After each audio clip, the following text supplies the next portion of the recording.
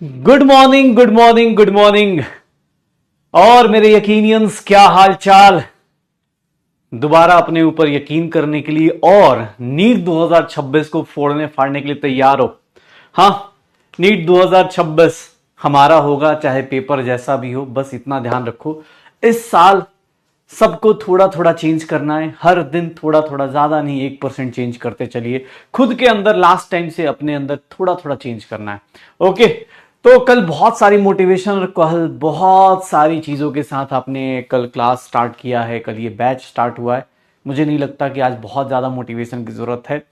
अगर कुछ लोग जिनका अभी लेक्चर में बैकलॉग हो गया हो, बेटा ज्यादा नहीं, कल मुझे लगता है 1 घंटा या 1 घंटा 10 मिनट पढ़ाई हुई होगी, कुछ बातें हुई थी, ठीक है, कुछ काम की बातें थी, बट ठीक है। अभी आप जो लोग भी पहली बार आ जाए हैं, प्लीज एक बार 1 घंटा 10 मिनट का वो लेक्चर है, उसको देख लीजिए, क्योंकि छोटी छोटी मगर मोटी बातें हैं, अच्छी बातें हैं, तो ट्राई करेंगे। ओके, चलो।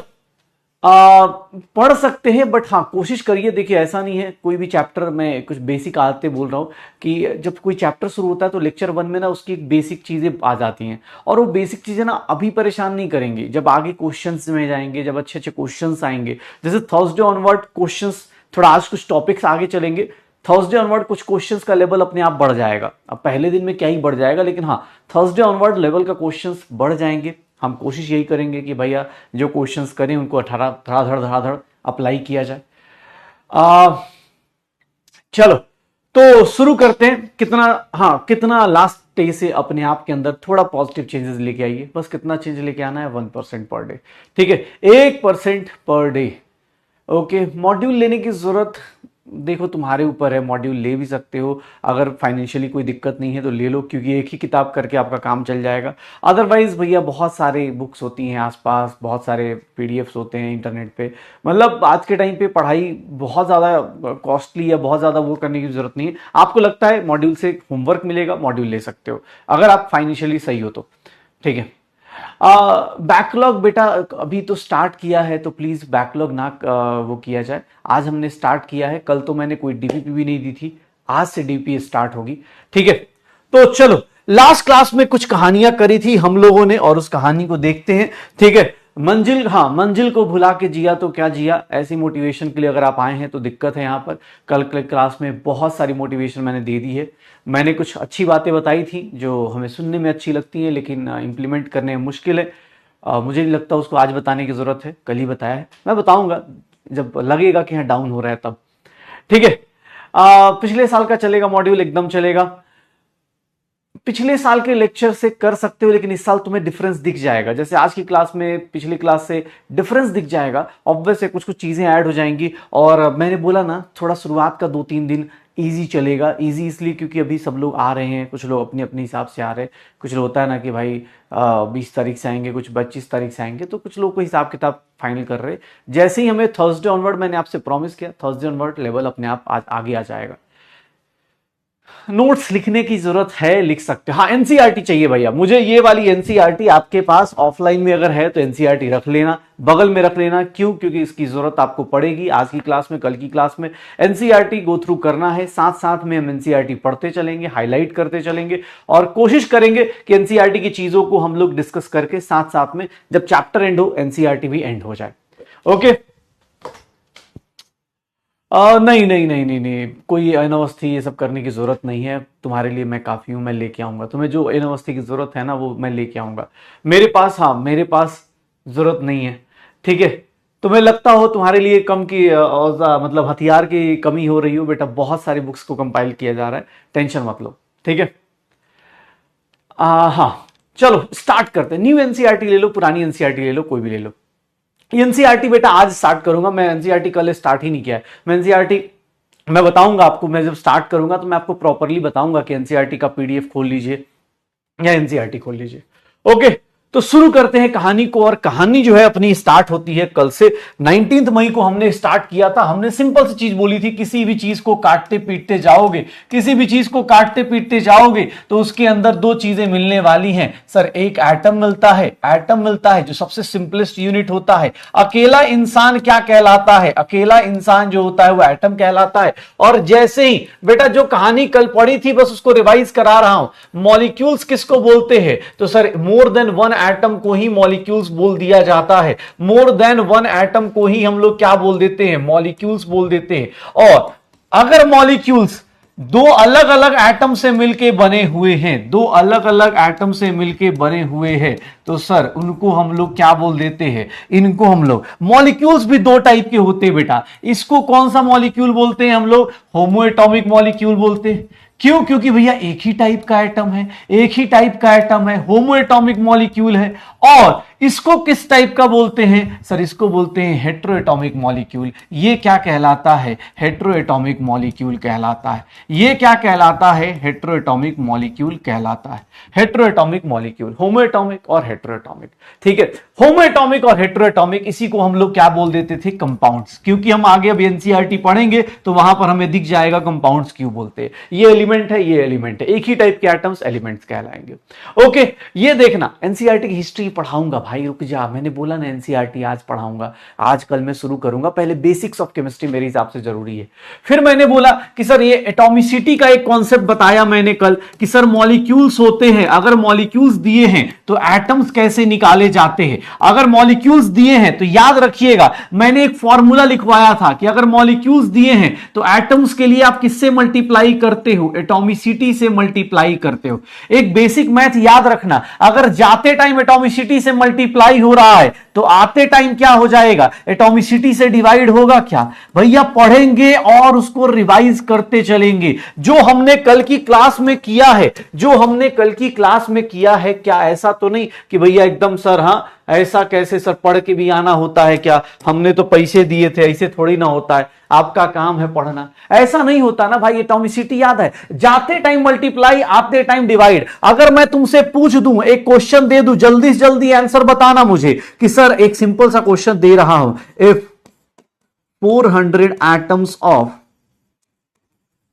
Hydrogen is present then number of molecules of C4H10 is। बता सकते हो C4H10 के कितने मॉलिक्यूल्स होंगे? अगर एटम्स दिए हुए हैं, किसके? हाइड्रोजन के एटम दिए, कोई दिक्कत नहीं, किसी एलिमेंट के एटम दिए, मॉलिक्यूल पूछ रहा है, क्या बता सकते हो? क्या कितना आ जाएगा? कितना आ जाएगा? 400 atoms of hydrogen is present, the number of molecules of C4H10 कितना हो जाएगा? कितना हो जाएगा? कुछ करना है क्या? 400 बाई 10 कर दूं, सर ये कितना आ जाएगा? 40 मॉलिक्यूल्स हो जाएगा। तो ये बेसिक चीजें हैं, आपको ये इसलिए बता रहा हूं, किसी का भी फॉर्मूला देखें। अगर आप किसी का फॉर्मूला देखते हैं, जैसे मैंने आपको एक फॉर्मूला लिखा N2O5, तो मुझे इसके बारे में अब कुछ बातें बताना शुरू कीजिए। मैंने क्या बोला था? N2O5 को देखो तो इसके बारे में आपको पता चल जाना चाहिए कि one molecule has 2 atoms of nitrogen. Sir ये छोटी छोटी बातें याद दिला रहा हूं। And 5 atoms of oxygen. क्या ये मैं बोल सकता हूं? ये हेट्रोएटॉमिक मॉलिक्यूल है। तो अगर मैं तुमसे पूछूं एटॉमिसिटी ऑफ मॉलिक्यूल, तो क्या ये एटॉमिसिटी ऑफ मॉलिक्यूल जो होगा वो एटॉमिसिटी ऑफ ऑक्सीजन या एटॉमिसिटी ऑफ नाइट्रोजन के बराबर होगा? क्या ये हो सकता है? Atomicity of molecule atomicity of nitrogen के बराबर होगा क्या? नहीं होगा ना। सर हेट्रोएटॉमिक मॉलिक्यूल है, हेट्रोएटॉमिक मॉलिक्यूल में आप ये नहीं बोल सकते कि इसकी एटॉमिसिटी ऑफ नाइट्रोजन के बराबर होगा। नहीं नहीं नहीं नहीं सर, नाइट्रोजन प्लस ऑक्सीजन की एटॉमिसिटी मेंटेन करनी पड़ेगी and that is equals to 7। कितना होगा? सर स्टेटमेंट याद रखना, मैं तुमसे बार बार पूछ रहा हूं, जैसे छोटे छोटे, अब देखो तुम्हें यही तो चेंज करना है। जिस तरह से पेपर बहुत हाईफाई, मतलब ऐसा थोड़ा ना कि अजीब सा कॉन्सेप्ट आ जाएगा भैया, इसी में घुमा फिरा के चीजें पूछी जाएंगी। मैंने तुमसे जैसे ही बोला कि किस केस में मुझसे क्वेश्चन में यह पूछ दिया जाए, sir which of the following, छोटे छोटे क्वेश्चंस देखते चलिए, which of the following has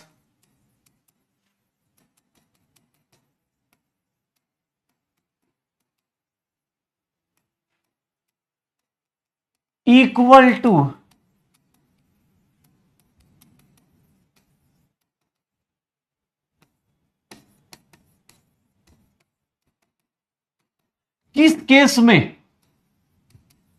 किस केस में बता सकते हो, किस केस में आपके पास atomicity of molecule, atomicity of molecule जो होगा, किस केस में एटॉमिसिटी ऑफ मॉलिक्यूल जो होगा सर,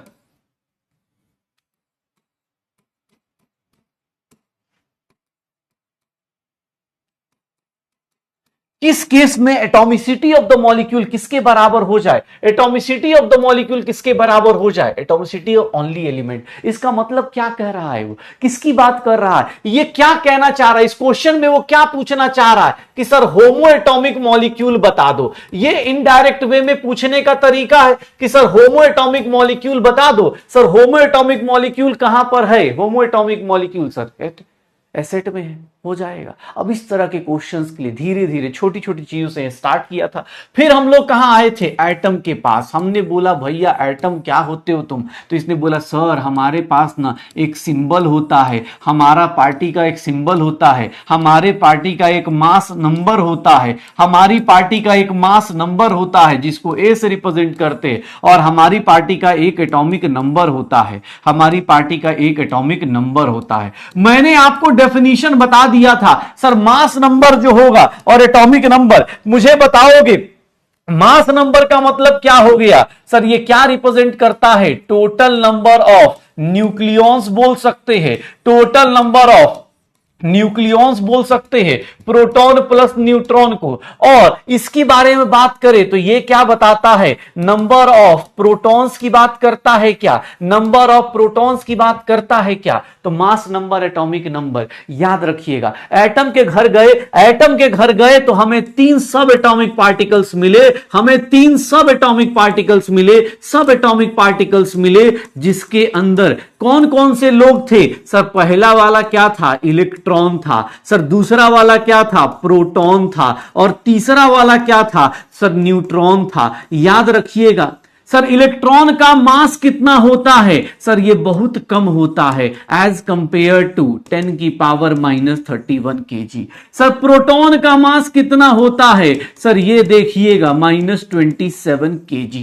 यूनिट ध्यान रखिएगा, मैं केजी में लिख रहा हूं, एग्जाम हॉल में हो सकता है ग्राम में दिया हो, तो यूनिट का ध्यान रखना। सर ये केजी में दिया है, सर यहां पर देख लो, अगर मैं चार्ज की बात करूंगा तो चार्ज देखोगे सर मास इसका नेग्लिजिबल हो जाता है, इसका मास नेग्लिजिबल होता है, बट चार्ज को आप नेग्लिजिबल नहीं मान सकते थे। कल हमने ये सारी चीजें करी हुई हैं, ये छोटा सा एक टेबल बनाया था, आज इसके ऊपर और भी चार्ज देखेंगे, ये क्या होगा, ऐसा करा था क्या। हमने एक बात बोली थी कि sir atomic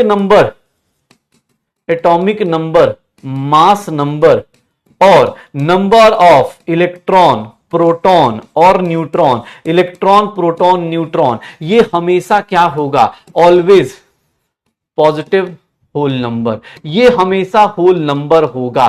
can never be, ये छोटी छोटी बातों पे हमने एंड किया था, कैन नेवर बी नेगेटिव और फ्रैक्शन, ये कभी भी नेगेटिव या फ्रैक्शन नहीं होगा। ये बातें हुई थी क्या, हाँ पक्का, तो याद आ रहा है, यही सब छोटी छोटी बातें हुई थी कि भैया चार्ज क्या होता है, मास क्या होता है। लास्ट क्लास में यही किया था, लास्ट क्लास में यही किया था, never be fraction, never be positive negative, पक्का। अब किसी का ध्यान सुनना, मैं बार बार बोल रहा हूं, there is a difference between mass number and atomic mass, there is a difference between mass number and atomic mass, इस बात को ध्यान रखिएगा, अभी प्रूफ होगा। ध्यान सुनना, atomic number, mass number fraction नहीं हो सकता। अगर मन में यह विचार आ रहा हो कि क्लोरीन का 35.5 कैसे होता है, वेट एंड वॉच, अभी पता चल जाएगा। किसी का मास फ्रैक्शन में आ सकता है, वो कैसे आएगा वो देख लेंगे, पक्का ये हो जाएगा। नेगेटिव और पॉजिटिव देख लो, सर ये क्या हो रहा है। उसके बाद मैंने एक सिंपल सा, कुछ लोगों को मैंने बोला था कि भैया आपको लर्न एटॉमिक नंबर और मास नंबर, ये कितने लोगों ने किया है। अगर आपको आता है तो अच्छी बात है,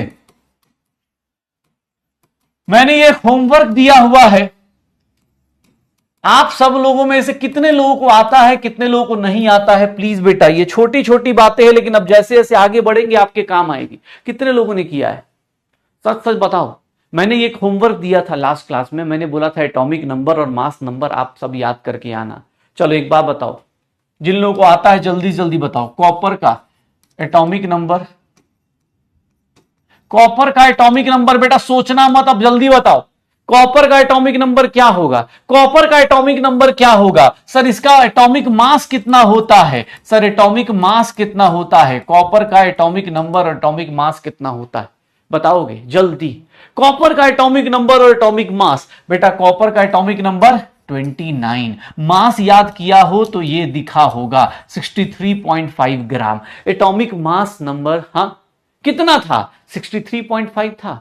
अब वो फ्रैक्शन में कैसे आ गया? एटॉमिक मास बोल रहा हूं बेटा, एटॉमिक मास बोल रहा हूं, वो कैसे फ्रैक्शन में आता है बताता हूं, लेकिन आपको एटॉमिक नंबर और एटॉमिक मास ये बोला था मैंने कि याद कर लीजिएगा, आपके काम आएगा, आपके काम आएगा। तो भैया जिन लोगों को याद है ठीक है, नहीं तो नहीं, तो भैया पहले दिन से ही आप अगर अपना होमवर्क नहीं कर रहे तो एक सिंपल चीज है, आपके लिए ही दिक्कत आएगी। एक मैंने फॉर्मूला, कुछ लोगों का देखो भाई सीधी सी बात है, मैंने आपको कुछ होमवर्क दिया था, उसमें से एक सिंपल चीज याद दिलाता हूं। मैंने आपको बोला था क्रिस क्रॉस मेथड। कितने लोगों ने जाके एक बार देखा कि हाँ अगर मैं कहीं पर फॉर्मूला बोल रहा हूं, किसी चीज का फॉर्मूला बोल रहा हूं कि भैया सोडियम ऐसे लिख रहा हूं बाई कार्बोनेट, अगर मैं कहीं लिख रहा हूं सोडियम बाई कार्बोनेट क्वेश्चन में मोल कॉन्सेप्ट में, पता चला सर मोल कॉन्सेप्ट आता है, पता ही नहीं चलता कब कौन सा ले रहा है। सोडियम बाई कार्बोनेट याद करो, फॉर्मूला बताओ इसका। सोडियम बाई कार्बोनेट, सोडियम किस तरह से एग्जिस्ट करता है? कोई भी कंपाउंड बनाएगा तो +1। बाई कार्बोनेट किसको बोलते हैं? सर -1। सर ये देखिएगा सर इन दोनों का चार्ज सेम है, ऐसे 9th 10th में हमने सीखा होता है, बस उसको इसलिए याद करवाया ताकि भैया क्वेश्चन करते टाइम आप ये ना बोले कि सर मुझे नहीं आता। सर फॉर्मूला कब कहां आ जा रहा है, कब कहां आ जा रहा है? अगर मैं बोलता हूं सोडियम फॉस्फेट, सोडियम फॉस्फेट बोलता हूं तो क्या आप लिख सकते हैं सोडियम फॉस्फेट का फॉर्मूला? अगर मैं बोलता हूं पोटेशियम, पोटेशियम क्या लिख दिया जाए? कार्बोनेट लिख देता हूं, पोटेशियम कार्बोनेट बोल दूं, क्या लिख सकते हो? अमोनियम, अमोनियम फॉस्फाइड, हाँ या फॉस्फेट ही लिख देता हूं, चलो इसको। मैग्नीशियम नाइट्राइड, क्या ये लिख सकते हो? इन सबके फॉर्मूलाज, ठीक है मुझे पता है बहुत सारे लोगों को आता है, लेकिन फटाफट लिख के चेक कर लो, 5 क्वेश्चन अपने पास। सोडियम फॉस्फेट कैसे बनाओगे? सोडियम फॉस्फेट भैया ये Na+1 है, फॉस्फेट ये है बेटा, इसलिए बता रहा हूं कि आपको जब क्वेश्चन कराने जाऊं तो वहां पर आप इस पे टाइम मत वेस्ट करना। सोडियम फॉस्फेट किसको बोलेंगे? इसको बोलेंगे Na3PO4 को। सर पोटेशियम होता है K+1, कार्बोनेट होता है CO3-2। सर ये कितना हो जाएगा? 1 और 2, ये 2 हो गया। सर क्या फॉर्मूला आ जाएगा? K2CO3 आ जाएगा क्या? K2CO3 आ जाएगा क्या? अमोनियम फॉस्फेट की बात कर रहा हूं, अमोनियम फॉस्फेट की बात करोगे तो अमोनियम फॉस्फेट क्या होगा? NH4+1 और PO4-3। सर ये +1 हो गया, ये -3 हो गया, मतलब 3 हो गया। सर इसको इससे मल्टीप्लाई करो, इसको इससे मल्टीप्लाई करो, अमोनियम फॉस्फेट क्या बनेगा? क्या ये प्रैक्टिस कर सकते? इसको सोचना तो नहीं पड़ेगा। सर किसी का भी फॉर्मूला दिख जाए, आप नाइट्राइड का मतलब होता है -3, सर यहां 2 लिख दीजिए, यहां 3 लिख दीजिए, इसको 3 से, सर ये क्या बना देगा? Mg3N2। तो कहीं पर कोई फॉर्मूला दिया है फिजिकल केमिस्ट्री का तो भैया आप उसको डिकोड कर पाए। अगर ये कहीं पर 2 दिख रहा है, ये कहीं पर ऐसा दिख रहा है कि सर 3 और 1, तो ये समझ जाइए कि हां सर इसका फॉर्मूला ऐसे बनाया गया होगा।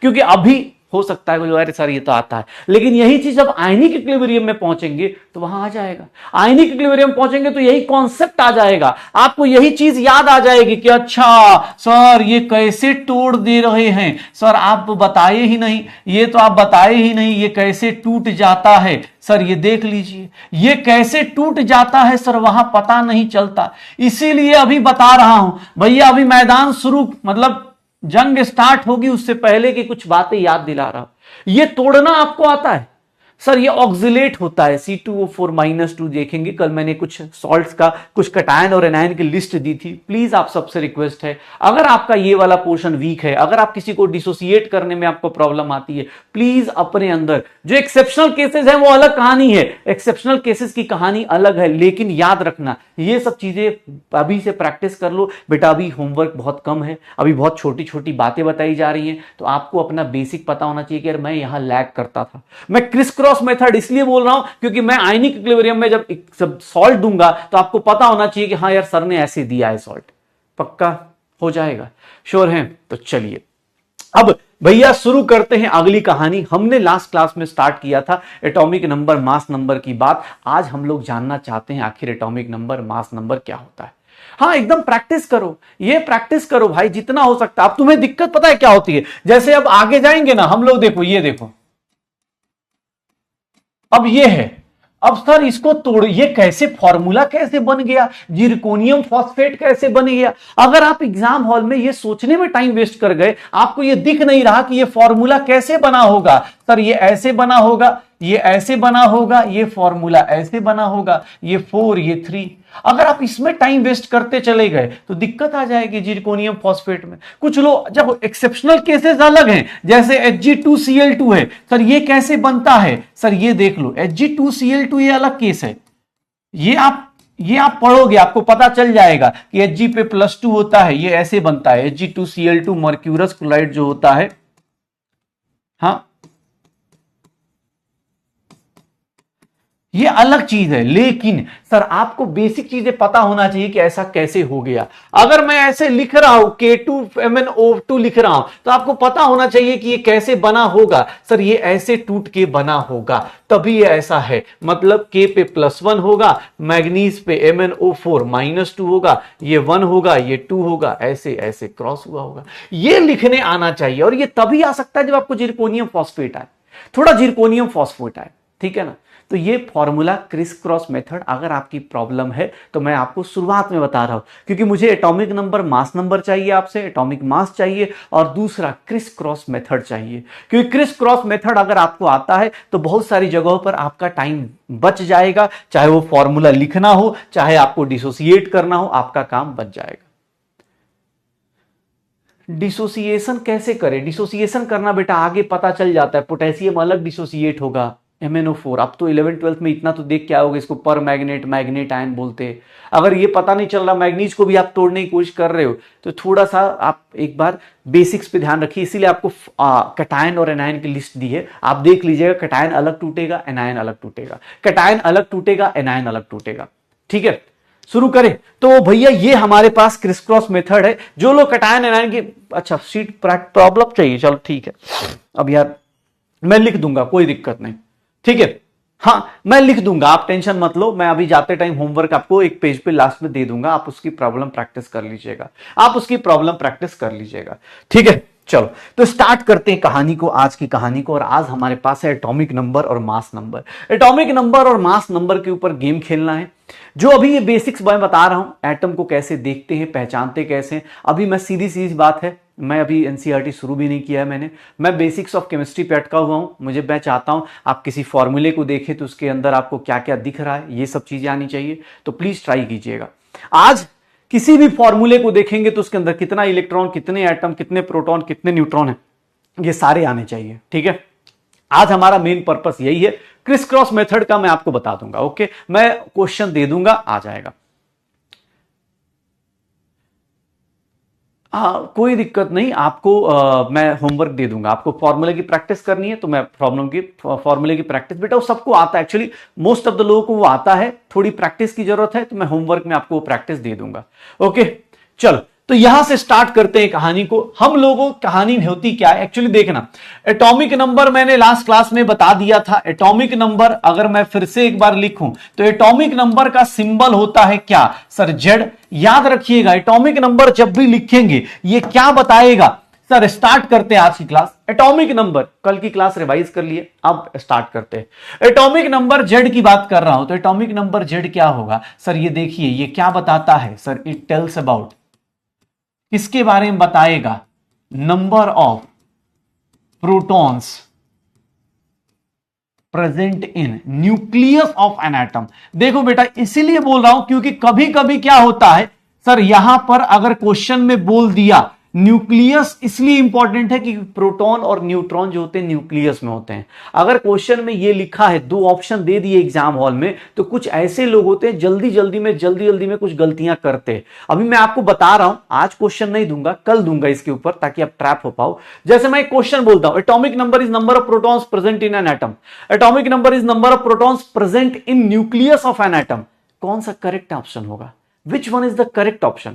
Number of protons present in an atom या number of protons present in the nucleus of an atom? अगर इन दोनों में से चूज करना है तो in the nucleus of an atom। Proton कभी एटम के बाहर, न्यूक्लियस के बाहर प्रेजेंट नहीं हो सकता, तो प्रोटॉन हमेशा कहां होगा? न्यूक्लियस ऑफ एन एटम में। ध्यान सुनना, न्यूक्लियस ऑफ द एटम में होता है, प्रोटॉन हमेशा कहां रहेगा? न्यूक्लियस ऑफ एन एटम में रहेगा। पक्का? ये देख लेना। दूसरी बात, अगर मास नंबर की बात बोली जाए तो मास नंबर हम लोग क्या बोलते हैं? मास नंबर होता है सर, ये ए होता है सर, इसको क्या लिखेंगे? अगेन लिख रहा हूं, यहां पर तुमसे कोई बोल दे सर, कभी कभी नंबर ऑफ प्रोटॉन्स को क्या बोल देते हैं कि sir number of positive charge entity. ध्यान सुनिएगा, number of positive charge entities, वो जानबूझ के ऐसे वर्ड्स यूज करेगा। Number of positive charge entities को क्या बोल दिया जाता है? सर नंबर ऑफ प्रोटॉन्स, यही होगा। यहां सुनना, इसको मैं क्या लिखूंगा? इट टेल्स अबाउट, ये क्या बताता है सर? ये क्या बताता है? नंबर ऑफ न्यूक्लियॉन्स जो न्यूक्लियस में रहते हैं, और न्यूक्लियस में रहते हैं तो इसके अंदर कौन कौन से लोग होंगे? प्रोटॉन्स प्लस न्यूट्रॉन्स होंगे present in the nucleus of an atom. मतलब सबसे ज्यादा जो इंपॉर्टेंट चीज है न्यूक्लियस ऑफ एन एटम। ध्यान देखना, nucleus of an atom, number of nucleons जो होते हैं बेटा, वो क्या बता रहा है? Number of nucleons protons plus neutron बता रहा है। सर ये बताओ, जेड और ए की बात करें तो ए का जो नंबर है सर, ये सही लिख रहा हूं, ए और जेड के बीच में कौन सा ज्यादा होगा, कौन सा बड़ा होगा, कौन सा कम होगा? ए बड़ा होगा या जेड बड़ा होगा? ए बड़ा होगा या जेड बड़ा होगा? जल्दी बताओ, ए बड़ा होगा या जेड बड़ा होगा? ए बड़ा होगा या जेड बड़ा होगा? सर बड़ा होगा, और इक्वल हो सकता है। इक्वल कब हो सकता है सर? ये देखिएगा,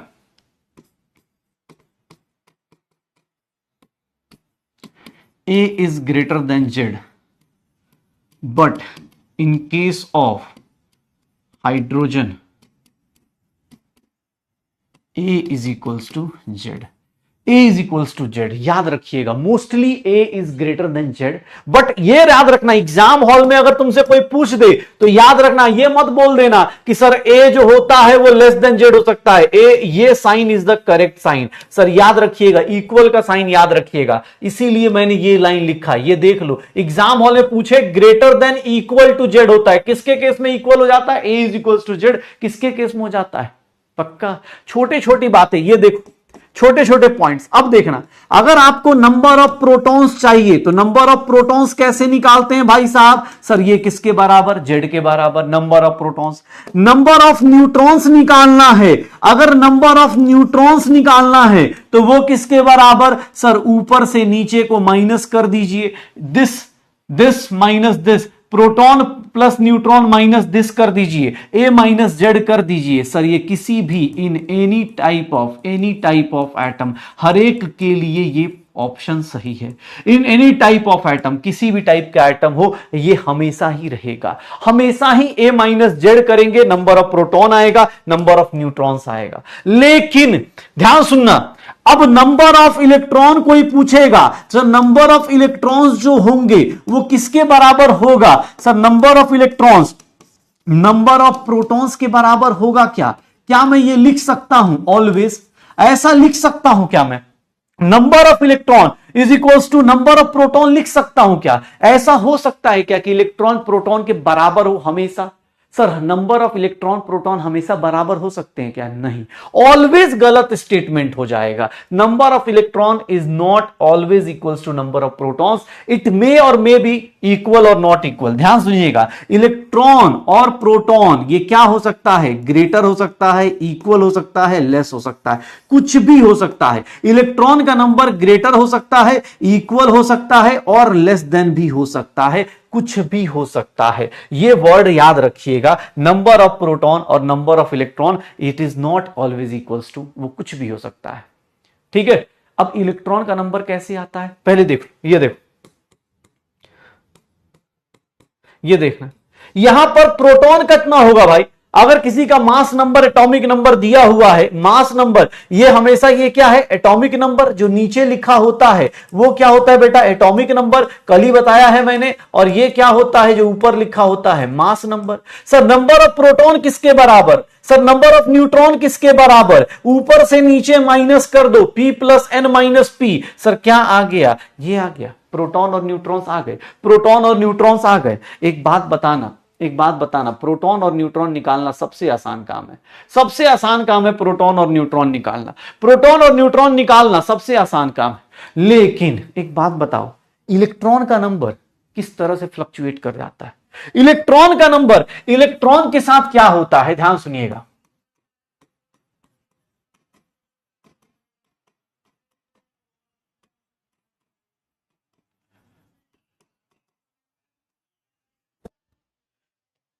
नंबर ऑफ इलेक्ट्रॉन्स कैलकुलेशन कैसे करते हैं? अगर नंबर ऑफ इलेक्ट्रॉन्स की बात की जाए तो नंबर ऑफ इलेक्ट्रॉन की कैलकुलेशन कैसे की जाती है? ध्यान सुनना, नंबर ऑफ इलेक्ट्रॉन कैलकुलेशन कैसे की जाती है?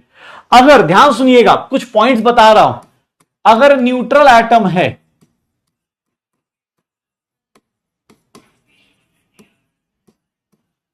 अगर न्यूट्रल एटम है, अनचार्ज्ड एटम है, या फिर देख लीजिएगा, या फिर नॉन बॉन्डेड एटम है, कहीं पर आपको ऐसे दिखा हुआ मिल जाए, अगर न्यूट्रल एटम है या अनचार्ज्ड एटम है, तो उस केस में ये ध्यान रखिएगा, अगर न्यूट्रल एटम, अनचार्ज्ड एटम या फिर क्या मिल जाए? नॉन बॉन्डेड एटम मिल जाए, उस केस में क्योंकि न्यूट्रल है, इसका मतलब न्यूट्रल वर्ड ध्यान रखिएगा, अनचार्ज वर्ड याद रखिएगा, नॉन बॉन्डेड याद रखिएगा, मतलब सामने वाले ने ना कोई बॉन्ड बनाया ना कोई चार्ज लिया, किस तरह से? तो यहां पर इस केस में नंबर ऑफ इलेक्ट्रॉन्स जो होता है, नंबर ऑफ इलेक्ट्रॉन्स जो होता है वो किसके बराबर होगा? जितना निगेटिव चार्ज उतना ही पॉजिटिव चार्ज।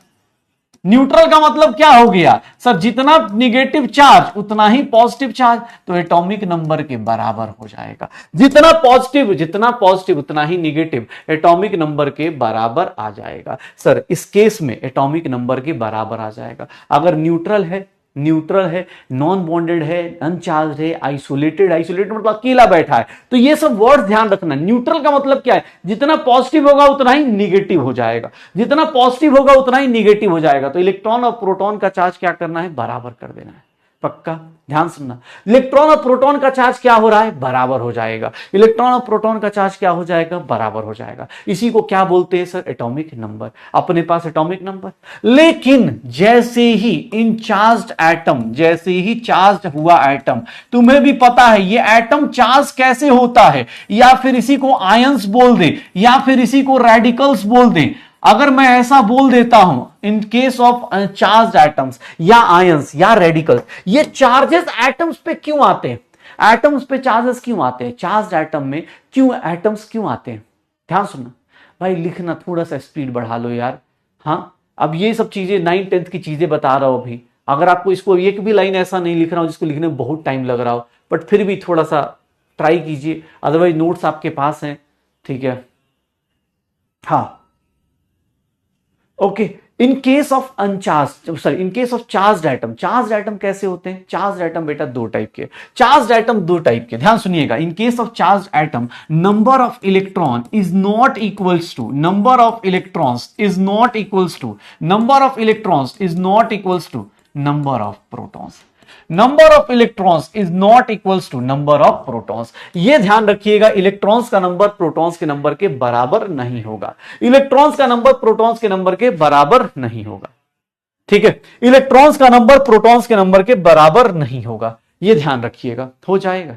अच्छा, इस केस में चार्ज एटम्स के केस में क्या हो सकता है, तो सर यहां देखना, अब यहां पर इसमें चार्ज एटम दो टाइप के होते हैं, क्या, एक होता है कटायन और एक होता है एनायन।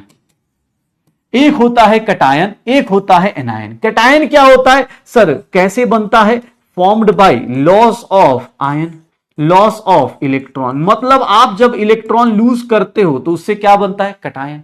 कटायन किससे बनता है सर, लॉस ऑफ इलेक्ट्रॉन से, इलेक्ट्रॉन के लूज करने से बनता है। मतलब आप जब लूज करोगे, इलेक्ट्रॉन लूज करोगे, इसका मतलब आपके ऊपर कौन सा चार्ज आएगा, अगर निगेटिव चार्ज यूज करोगे तो आपके ऊपर क्या आएगा, पॉजिटिव चार्ज। किस पे आएगा, ऑन एटम। अगर आपके ऊपर पॉजिटिव चार्ज है मतलब आप कटायन कहलाओगे, पॉजिटिव चार्ज है तो आपका क्या होगा, कटायन होगा। आपके केस में नंबर ऑफ प्रोटॉन्स जो होंगे वो किससे ज्यादा होंगे, नंबर ऑफ इलेक्ट्रॉन से ज्यादा होंगे। सर नंबर ऑफ प्रोटॉन जो होगा नंबर ऑफ इलेक्ट्रॉन से ज्यादा होगा। इन case of cation number of proton is greater then number of electron. Sir इस केस में नंबर ऑफ इलेक्ट्रॉन अगर निकालना चाहते हो तो वो किसके बराबर होगा, नंबर ऑफ प्रोटॉन माइनस जो भी चार्ज है उसको माइनस कर दो। सर नंबर ऑफ इलेक्ट्रॉन्स निकालना चाहते हो तो जो भी चार्ज है उसको क्या करते हैं हम लोग, माइनस कर देते हैं। नंबर ऑफ इलेक्ट्रॉन किसके बराबर हो जाएगा, number of proton minus charge of the electron. उसको क्या कर दो, माइनस कर दो। ठीक है, उसको क्या कर दो, माइनस कर दो। सर चार्ज को क्या करेंगे, माइनस करेंगे। Sir number of electron is equals to, इस केस में प्रोटॉन ज्यादा होता है, इलेक्ट्रॉन्स का नंबर कम हो जाता है। जैसे सोडियम है, सर ये अनचार्ज है, सोडियम चार्ज हो गया, सोडियम चार्ज हो गया, इन दोनों में डिफरेंस क्या आएगा, सर प्रोटॉन में कोई चेंज आएगा क्या, न्यूट्रॉन में कोई चेंज आएगा क्या, इलेक्ट्रॉन में क्या चेंज आएगा, इन दोनों में क्या चेंज आएगा, प्रोटॉन न्यूट्रॉन इलेक्ट्रॉन में क्या चेंज आएगा। ठीक है, प्रोटॉन न्यूट्रॉन इलेक्ट्रॉन में क्या चेंज आएगा। सर यहां पर देखो ये क्या है, अनचार्ज है, ये क्या है, चार्ज है, चार्ज दिख रहा है +1, ये क्या है, न्यूट्रल है, ये क्या है, कटायन है। सर देखिएगा यहां प्रोटॉन का number, sir atomic number, proton का नंबर कोई चेंज नहीं। न्यूट्रॉन्स का नंबर कितना हो जाएगा, 23 - 11, यहां पर 23 - 11 ये 12 हो गया। इलेक्ट्रॉन्स का नंबर चेंज कहां पर आ रहा है, चेंज कहां पर आएगा, चेंज कहां पर आएगा, सर चेंज किधर आने वाला है, किधर चेंज आएगा, सर यहां पर न्यूट्रल है तो इसलिए नंबर ऑफ प्रोटॉन और इलेक्ट्रॉन क्या रहेंगे, बराबर। प्रोटॉन और इलेक्ट्रॉन क्या हो गए, बराबर, क्योंकि न्यूट्रल है। लेकिन जैसे ही कटायन बना, सर 11 - 1 कितना हो गया, 10 हो गया। 11 - 1 कितना हो गया, 10 हो गया। 11 - 1 कितना हो गया, 10 हो गया। 11 - 1 कितना हो जाएगा, 10 हो जाएगा,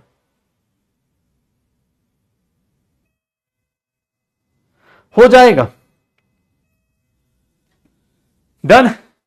कितना हो रहा है, क्योंकि सर चार्ज कम कर दिया ना, 11 - 1 कितना कर दे, 10 कर दे, तो चार्ज आपका क्या हो गया, कम हो गया। सर यहां पर क्योंकि आपने, इसका मतलब क्या होता है, ये सोडियम पे +1 चार्ज है, इसका मीनिंग क्या डिकोड करोगे कि सर आपने एक इलेक्ट्रॉन लूज किया है, आपने एक इलेक्ट्रॉन लूज किया है। ठीक है, इलेक्ट्रॉन में ही चेंज होंगे, प्रोटॉन में चेंज, न्यूट्रॉन में चेंज नहीं होता है। क्योंकि प्रोटॉन और न्यूट्रॉन कहां होते हैं, सर न्यूक्लियस में होते हैं, उनको छेड़छाड़ नहीं करते हैं। इन केस ऑफ एनायन, एनायन के केस में कैसे, एनायन कैसे बनता है, सर ये क्या होते हैं, सर आप क्या करते हो, formed by gain of electron. ये जो इलेक्ट्रॉन है ना, इसी के घूमने फिरने से आप क्या बनते हो, सर अगर आपका इलेक्ट्रॉन चला गया तो मतलब आपके ऊपर कटायन, और अगर इलेक्ट्रॉन आ गया तो आपके ऊपर एनायन।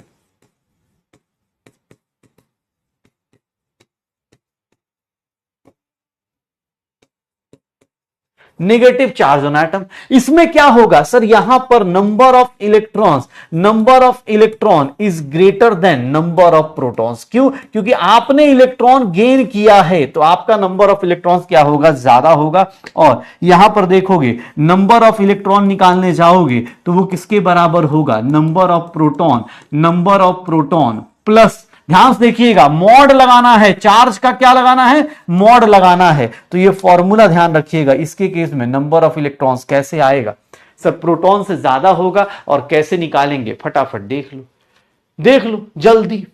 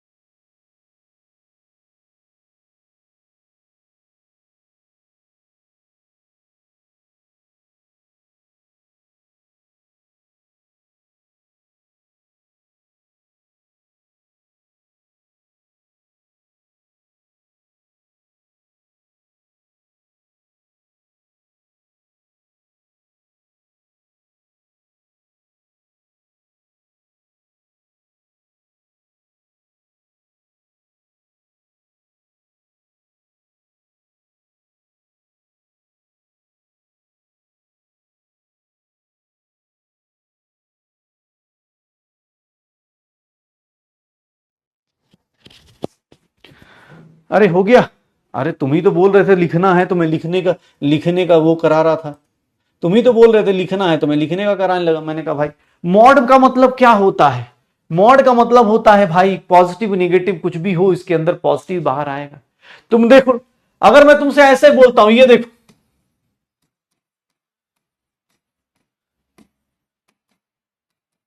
अगर मैं ऐसे लिखता हूं, चलो इसके केस में बताना प्रोटॉन कितना होगा, न्यूट्रॉन कितना होगा, इलेक्ट्रॉन कितना होगा। प्रोटॉन कितना, न्यूट्रॉन कितना, इलेक्ट्रॉन कितना। प्रोटॉन न्यूट्रॉन और इलेक्ट्रॉन बता दो कितना कितना होगा। इस केस में कितना निकालेंगे? प्रोटॉन कितना, न्यूट्रॉन कितना, इलेक्ट्रॉन कितना। क्लोरीन पे कितना चार्ज है? -1। चलो बताओ जल्दी जल्दी क्या आंसर आएगा, कितना हो जाएगा? सर यहां पर प्रोटॉन 17, यहां भी प्रोटॉन 17। न्यूट्रॉन्स का नंबर कितना आएगा? 35 माइनस 17 कितना आएगा? 18। ये कितना हो गया? 35 माइनस 17 कितना आ जाएगा? 18।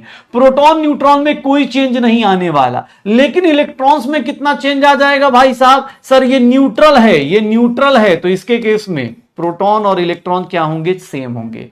लेकिन इसके केस में ध्यान सुनिएगा, अब जो लोग मॉड का मीनिंग नहीं समझ रहे, मॉड का मतलब पता है क्या हो जाता है आपको? अब मैं बोलूं कि सर एक काम कीजिए प्लस और ये लगा दीजिए, तो आप में से कुछ लोग ऐसे भी होंगे, सर ये देखिए ना 16 हो गया। ये फॉर्मूला में मॉड इसीलिए लगाया, मुझे पूरा भरोसा है मॉड इसलिए लगाया कि चार्ज जो होगा उसको ऐड करना है। ये क्लोरीन -1 का मतलब क्या है कि सर आपका इलेक्ट्रॉन ज्यादा हो गया। कितना ज्यादा हो गया? सर ये देखिएगा कितना ज्यादा हो गया। मॉड लगाते हैं तो मॉड से आपको हमेशा क्या मिलता है बाहर? सर प्लस मिलता है, 18 आ जाता है। कुछ लोग ऐसे होते भाई उल्टा लगाए, सर आपने फॉर्मूला बताया था number of proton plus charge करना है, प्लस चार्ज कर दिए -1 लगा दिए, इसीलिए मॉड लगाया भाई साहब, इसीलिए मॉड लगाया। मॉड का मतलब होता है, जिन लोगों को मॉड नहीं पता इसको मॉड बोलते हैं। सर इसको मॉड बोलते हैं। अगर आपके आगे मॉड लग गया तो आप हमेशा कौन सी वैल्यूज निकालेंगे? मैथ्स का एक फंक्शन होता है, ये चार दीवारी बना दी जाती है, उसके बाहर जब भी निकलेंगे पॉजिटिव चार्ज बाहर निकलेगा, इसके बाहर जब भी निकलेंगे पॉजिटिव चार्ज बाहर निकलेगा। जैसे ये देखना, अगर मैं तुमसे बोल रहा हूं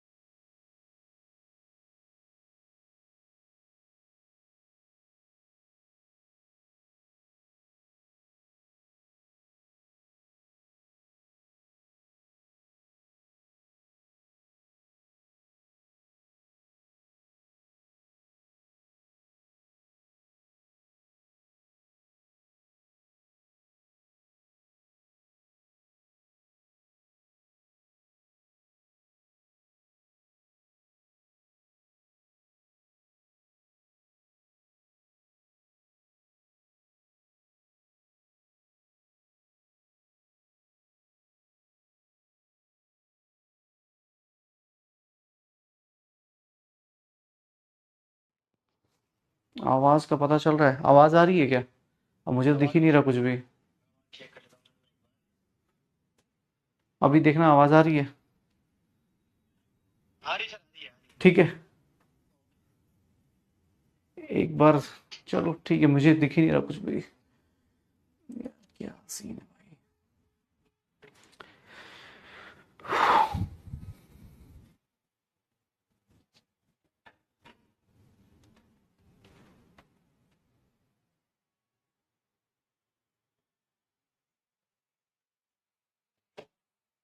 चलो भाई। अरे सॉरी यार, पता नहीं कुछ अटक गया, अभी मैं अटका हुआ दिख रहा हूँ। सडनली वो पूरा का पूरा अटक गया है, फ्रीज हो चुका है। और मुझे कुछ नहीं दिख रहा। 8 मिनट वेस्ट हो गए भाई, सॉरी सॉरी गाइस, 8 मिनट आपके वेस्ट हो गए।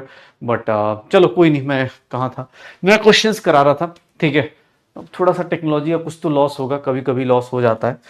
चलो, मैं इसकी बात कर रहा था कि अगर कोई न्यूट्रल है, निगेटिव है, पॉजिटिव है, तो इस केस में हम कैसे डिसाइड करते हैं? भैया नंबर ऑफ प्रोटॉन जो होगा, नंबर ऑफ प्रोटॉन क्या होने वाला है, तो नंबर ऑफ प्रोटॉन देखोगे ध्यान से, ये देखना। नंबर ऑफ प्रोटॉन सर, इसके केस में, इसके केस में, इसके केस में, इसके केस में, सबके केस में सेम हो।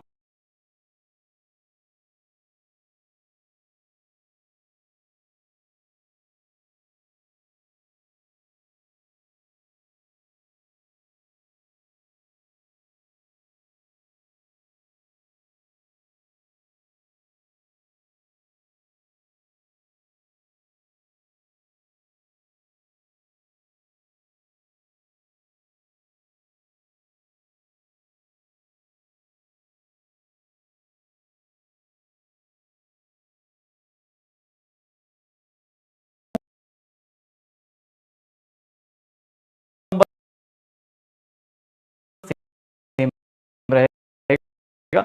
चेंज क्या आएगा सर? न्यूट्रॉन में चेंज आएगा क्या? नहीं सर, सबके अंदर क्या रहने के नंबर ऑफ इलेक्ट्रॉन से मतलब में है, पर न्यूट्रॉन पर मन हो 7 का, यहां पे 2 हो रहा है, ये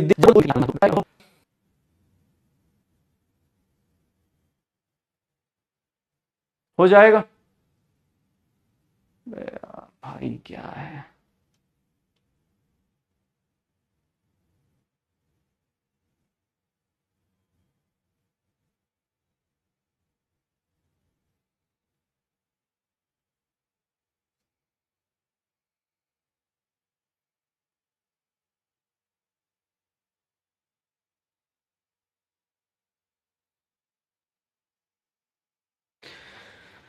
चलो, कटायन एनायन की बात कर रहा था, कटायन एनायन की बात कर रहा था मैं। कटायन एनायन में ये चीजें होती है कि इलेक्ट्रॉन्स के आने और जाने का देख लो, इलेक्ट्रॉन्स के आने और जाने का, ठीक है ना, इलेक्ट्रॉन्स के आने और जाने को देख लो एक बार।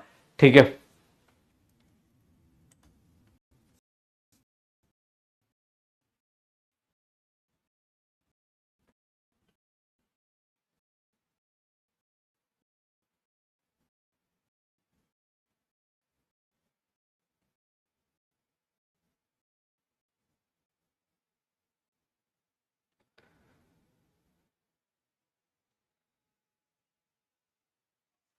चलो, तो मैं इसकी बात कर रहा था कटायन और एनायन की, कि भैया नंबर ऑफ इलेक्ट्रॉन्स, ध्यान सुनना भाई, ठीक है ना, अगर टेक्नोलॉजी परेशान मत।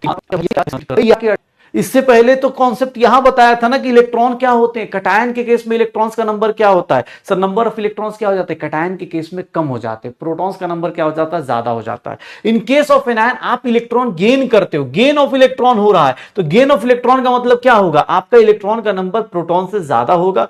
ये सारी कहानी हम लोग, इलेक्ट्रॉन का नंबर प्रोटॉन से ज्यादा होगा, कितना ज्यादा होगा? उसके चार्ज का मॉड लगा दो, उतना ज्यादा हो जाएगा। जैसे इस केस में हमने किया कि सर इसके आगे मॉड लगा दिया, +1 कर दिया। इसका लिटरल मीनिंग क्या होता है कि आप 2 इलेक्ट्रॉन गेन करते हैं, 2 इलेक्ट्रॉन लूज कर रहे, 1 इलेक्ट्रॉन लूज कर रहे, हो जाएगा। श्योर है? एक सिंपल सी चीज है, अगर आपको कहीं ऐसा लिखा जा रहा है, अगर आपको कहीं ऐसा लिखा जा रहा है नाइट्रोजन -3, सर नाइट्रोजन -3 का मतलब क्या हो गया? ये क्या बता रहा है, ये क्या रिप्रेजेंट कर रहा है कि नाइट्रोजन क्या कर रहा होगा? Sir 3 loss of, represent gain of 3 electrons, gain of 3 electrons by nitrogen atom. Sir nitrogen atom क्या कर रहा है, ये क्या बताना चाह रहा है? इसको क्या बोलते हैं? नाइट्रोजन -3 को क्या बोलते हैं? नाइट्राइड आयन बोलते हैं क्या? क्या बोलते हैं? नाइट्राइड आयन बोलते हैं क्या? ध्यान सुनना, नाइट्रोजन -3 क्या रिप्रेजेंट कर रहा है कि 3 इलेक्ट्रॉन्स आपने गेन किए, मतलब आपका प्रोटॉन कितना है सर 7, न्यूट्रॉन्स कितना है 14 - 7 कितना हो गया 7, इलेक्ट्रॉन्स कितना हो जाएगा सर 7 + 3 कितना हो गया सर 10, आपने 3 इलेक्ट्रॉन्स क्या किए गेन कर लिए। नॉर्मल केस में कितना होना चाहिए था सर 7, लेकिन जैसे ही आपने 3 इलेक्ट्रॉन्स गेन किया कितना हो जाएगा 7 + 3 10 हो जाएगा पक्का। तो ये ध्यान रखिएगा, ये गेन ऑफ 3 इलेक्ट्रॉन्स रिप्रेजेंट कर रहा है। ये -3 जो चार्ज है वो किसको रिप्रेजेंट कर रहा है सर -3 चार्ज जो है गेन ऑफ 3 इलेक्ट्रॉन्स को रिप्रेजेंट कर रहा है। तो किसी कटायन और एनायन के अंदर जाएंगे तो उसके अंदर हमें इलेक्ट्रॉन्स का नंबर ध्यान रखना है कि इलेक्ट्रॉन्स का नंबर हमेशा फ्लक्चुएट कर सकता है। इलेक्ट्रॉन्स का मास नेग्लिजिबल होता है, लेकिन इलेक्ट्रॉन के आने और जाने से आपके ऊपर चार्ज आ सकता है। इलेक्ट्रॉन के जाने और आने से आपके ऊपर क्या हो जाएगा चार्ज आ सकता है और जा सकता है। इस बात का ध्यान रखना कि इलेक्ट्रॉन्स के आने और जाने से आपके ऊपर चार्ज आ सकता है। ये देख लो, ये देखना, अगर आप चेंज इन इलेक्ट्रॉन होता है, change in electron sir causes charge on atom, causes chemical reaction।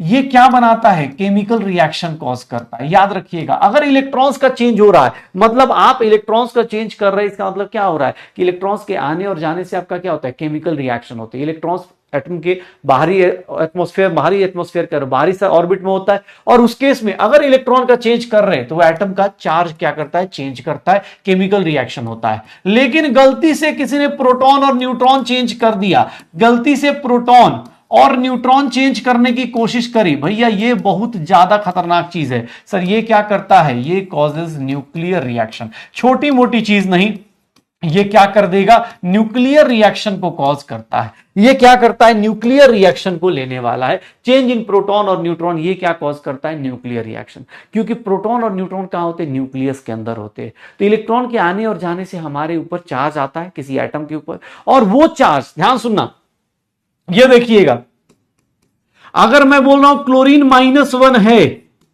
Chlorine -1 है, तो कोई तुमसे पूछ दे कि सर इसके ऊपर चार्ज कितना है, तो आप चार्ज कितना लिखोगे भैया। चार्ज अगर आप मतलब 1 कूलम लिख दो कि सर -1 कूलम, नहीं नहीं नहीं, अगर आप ये लिख रहे हो बहुत बड़ा महापाप हो जाएगा।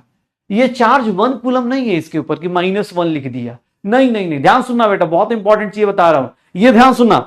अगर आपने कूलम क्लोरीन के ऊपर -1 है और आपने क्या लिख दिया सर इसको 1 कूलम लिख दिया, बहुत गड़बड़ है।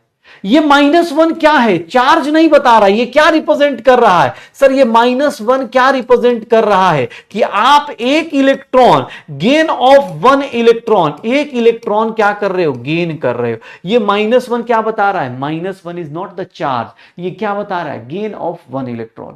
मतलब सर अगर प्रोटॉन देखोगे तो प्रोटॉन कितना है 17, न्यूट्रॉन कितना है 35 - 17 कितना होगा 18, और इलेक्ट्रॉन की बात करूंगा तो वो कितना हो जाएगा 17 + 1 18। सर ये गेन ऑफ 1 इलेक्ट्रॉन को रिप्रेजेंट करता है। चार्ज मत ले लेना कि सर एक इलेक्ट्रॉन ये चार्ज ले लिया, नहीं नहीं। हाँ ये क्या है सर, अगर कोई पूछ दे नहीं सर चार्ज बताओ एटम पे चार्ज कितना है, तो ध्यान सुनिएगा, इस -1 को हम क्या बोलते हैं, ये बोलता है रिलेटिव चार्ज। रिलेटिव चार्ज कितना है -1, क्यों, क्योंकि सर आपने इसका मतलब क्या बताया कि एक इलेक्ट्रॉन आपने गेन किया है। कोई पूछे एग्जैक्ट चार्ज बताओ या एब्सोल्यूट चार्ज बताओ कि सर एग्जैक्ट चार्ज या एब्सोल्यूट चार्ज कितना होगा, एग्जैक्ट चार्ज या एब्सोल्यूट चार्ज कितना होगा, एग्जैक्ट चार्ज या एब्सोल्यूट चार्ज कितना होगा, तो कितना होगा। एक इलेक्ट्रॉन का चार्ज कितना होता है, एक इलेक्ट्रॉन का चार्ज कितना होता है सर, एक इलेक्ट्रॉन का चार्ज कितना होता है, एक ही इलेक्ट्रॉन गेन किया ना आपने, एक इलेक्ट्रॉन का चार्ज कितना हो जाएगा, एक इलेक्ट्रॉन का चार्ज कितना हो जाएगा, इतना हो जाएगा। एक इलेक्ट्रॉन का चार्ज कितना हो जाएगा, इतना हो जाएगा।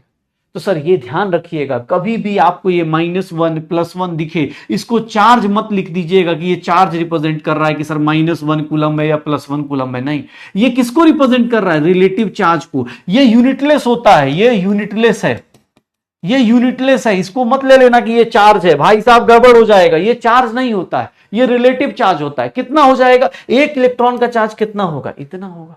सिमिलरली एक बात बताओ, सोडियम +1 है, सर इसके ऊपर कोई पूछे कि सर एब्सोल्यूट चार्ज बताओ या एग्जैक्ट चार्ज बताओ, ये एब्सोल्यूट चार्ज एग्जैक्ट चार्ज होगा क्या? सर इसका रिलेटिव चार्ज कितना है?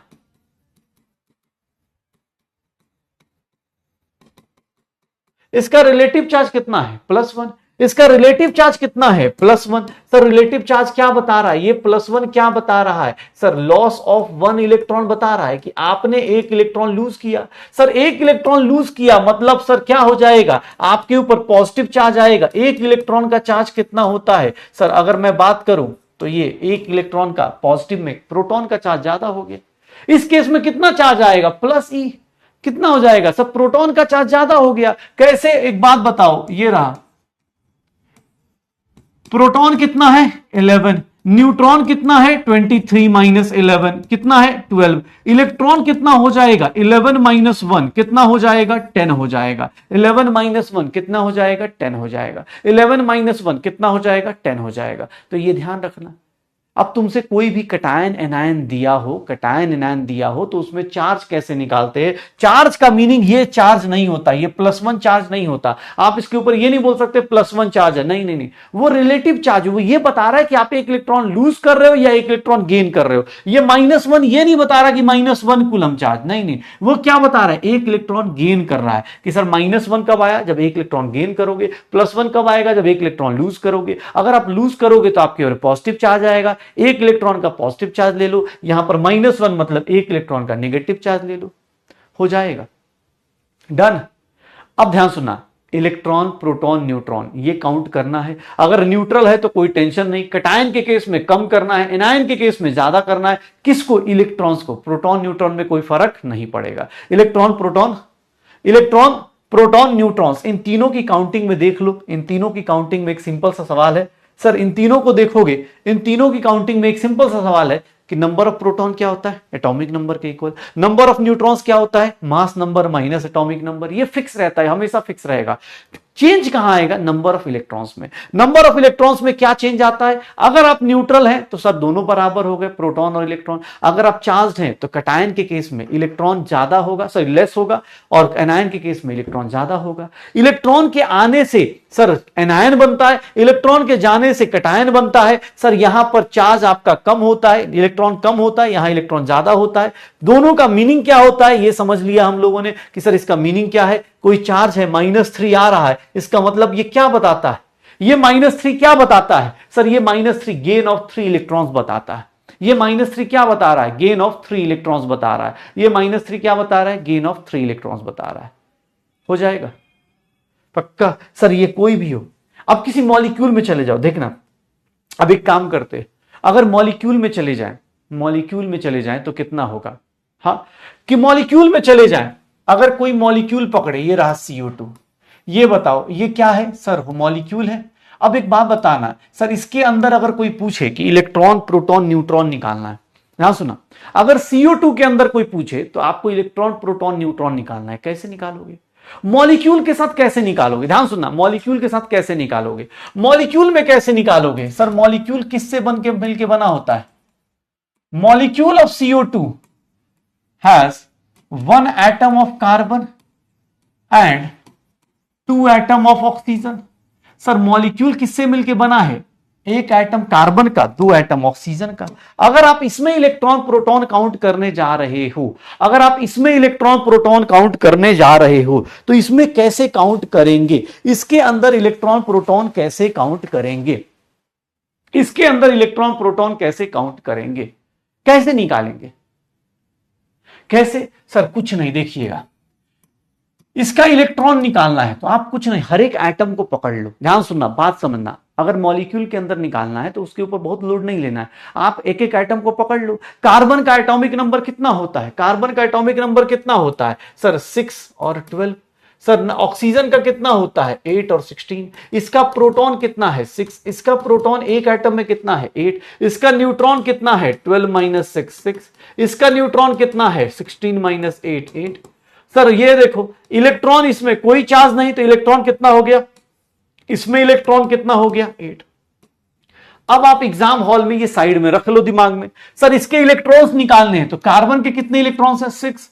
ऑक्सीजन के कितने हैं 8, लेकिन ऑक्सीजन कितना है 2। ये देख लो, ये किसका है कार्बन का इलेक्ट्रॉन और ये किसका है ऑक्सीजन का। सर ऐड करोगे 6 + 16 कितना आ जाएगा 22। सर कार्बन का सिमिलरली प्रोटॉन निकालना है तो प्रोटॉन कैसे निकालेंगे सर, ये 6 हो गया और ये कितना हो गया 8 × 2। ये देख लो, ये कार्बन का हो गया, ये ऑक्सीजन का हो गया 6 + 16, ये भी कितना हो गया 22। ये देख लो, न्यूट्रॉन निकालना है, कार्बन का न्यूट्रॉन कितना है 6, 8 × 2 ये कितना हो गया ऑक्सीजन का, ये 6 + 16 ये कितना हो गया सर 22। यही होगा, यही लिखेंगे ना। आपको अगर किसी ऑक्सीजन किसी मॉलिक्यूल का निकालना है तो आप आसानी से निकाल सकते हो। सर इवन इसका मास भी कोई बोलेगा, सर इसका कोई मॉलिक्यूलर मास बोलेगा तो मॉलिक्यूलर मास भी किसके बराबर होगा, मॉलिक्यूलर मास जो होगा, यूनिट छोड़ दो, मॉलिक्यूलर मास ऑफ CO2 किसके बराबर होगा, ध्यान से देखिएगा।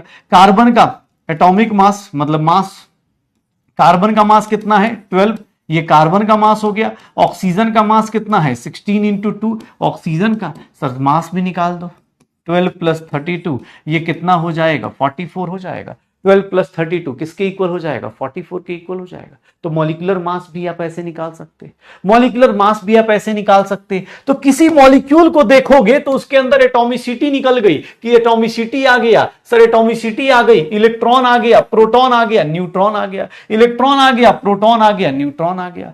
किसी मॉलिक्यूल को देखोगे तो क्या बता सकते हो, NO2 के अंदर बता सकते हो इलेक्ट्रॉन कितना, प्रोटॉन कितना, न्यूट्रॉन कितना, इलेक्ट्रॉन प्रोटॉन न्यूट्रॉन कितना। और अगर मॉलिक्यूलर मास पूछूं तो इसका मॉलिक्यूलर मास बता सकते हो, इसका मॉलिक्यूलर मास कितना होगा NO2 का। सर यूनिट छोड़ दीजिए, अभी आप जस्ट ये बताइए इलेक्ट्रॉन प्रोटॉन और न्यूट्रॉन। नाइट्रोजन का कितना होता है एटॉमिक नंबर, नाइट्रोजन इज 7 और 14। अब आपको ये फटाफट निकालना पड़ेगा कि सर मैं इसको निकाल लेता हूं, ये मैं नाइट्रोजन को ऐसे निकाल लेता हूं, ये देख लो नाइट्रोजन को ऐसे निकाल लो, निकालो कितना आएगा, कितना आ जाएगा,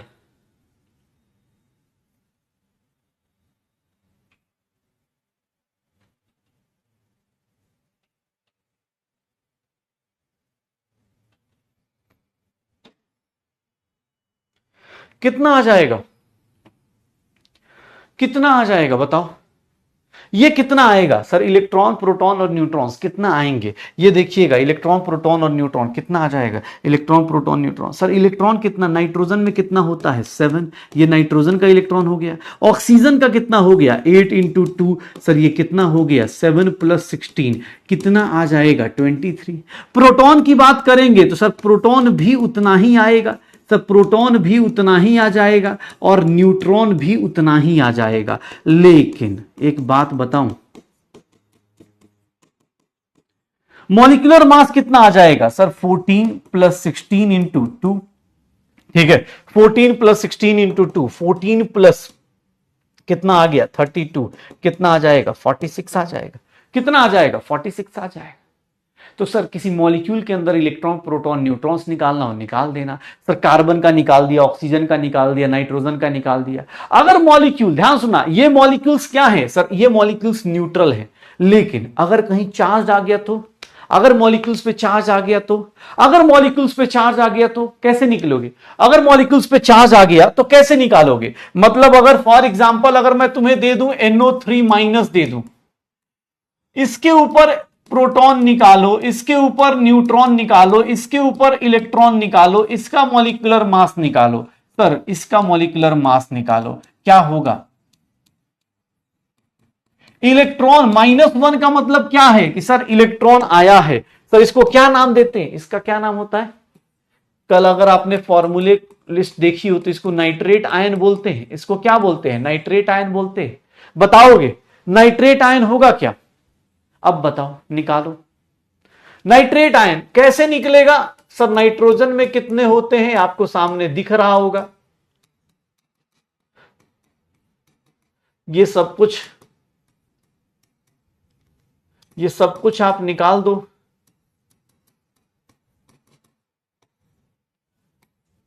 यही होगा, निकालो कितना आएगा।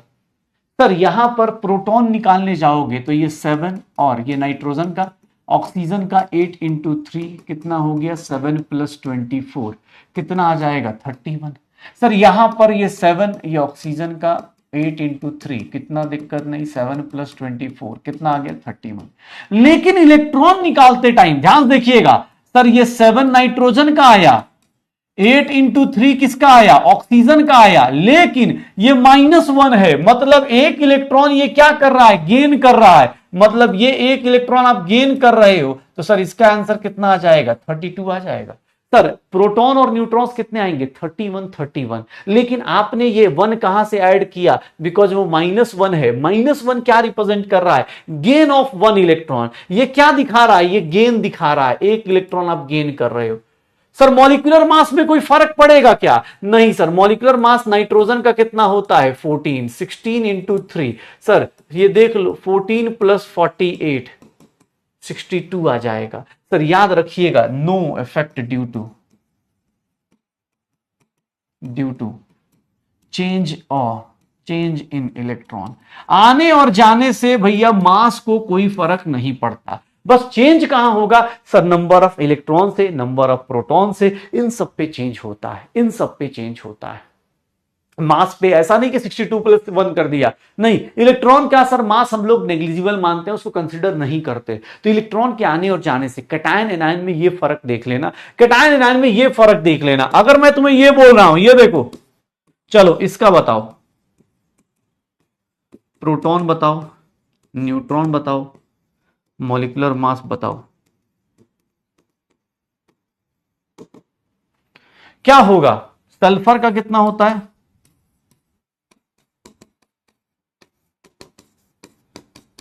सॉल्व कीजिए चलिए बताइए इस केस में क्या आंसर आ जाएगा इस केस में क्या आंसर निकाल देंगे आप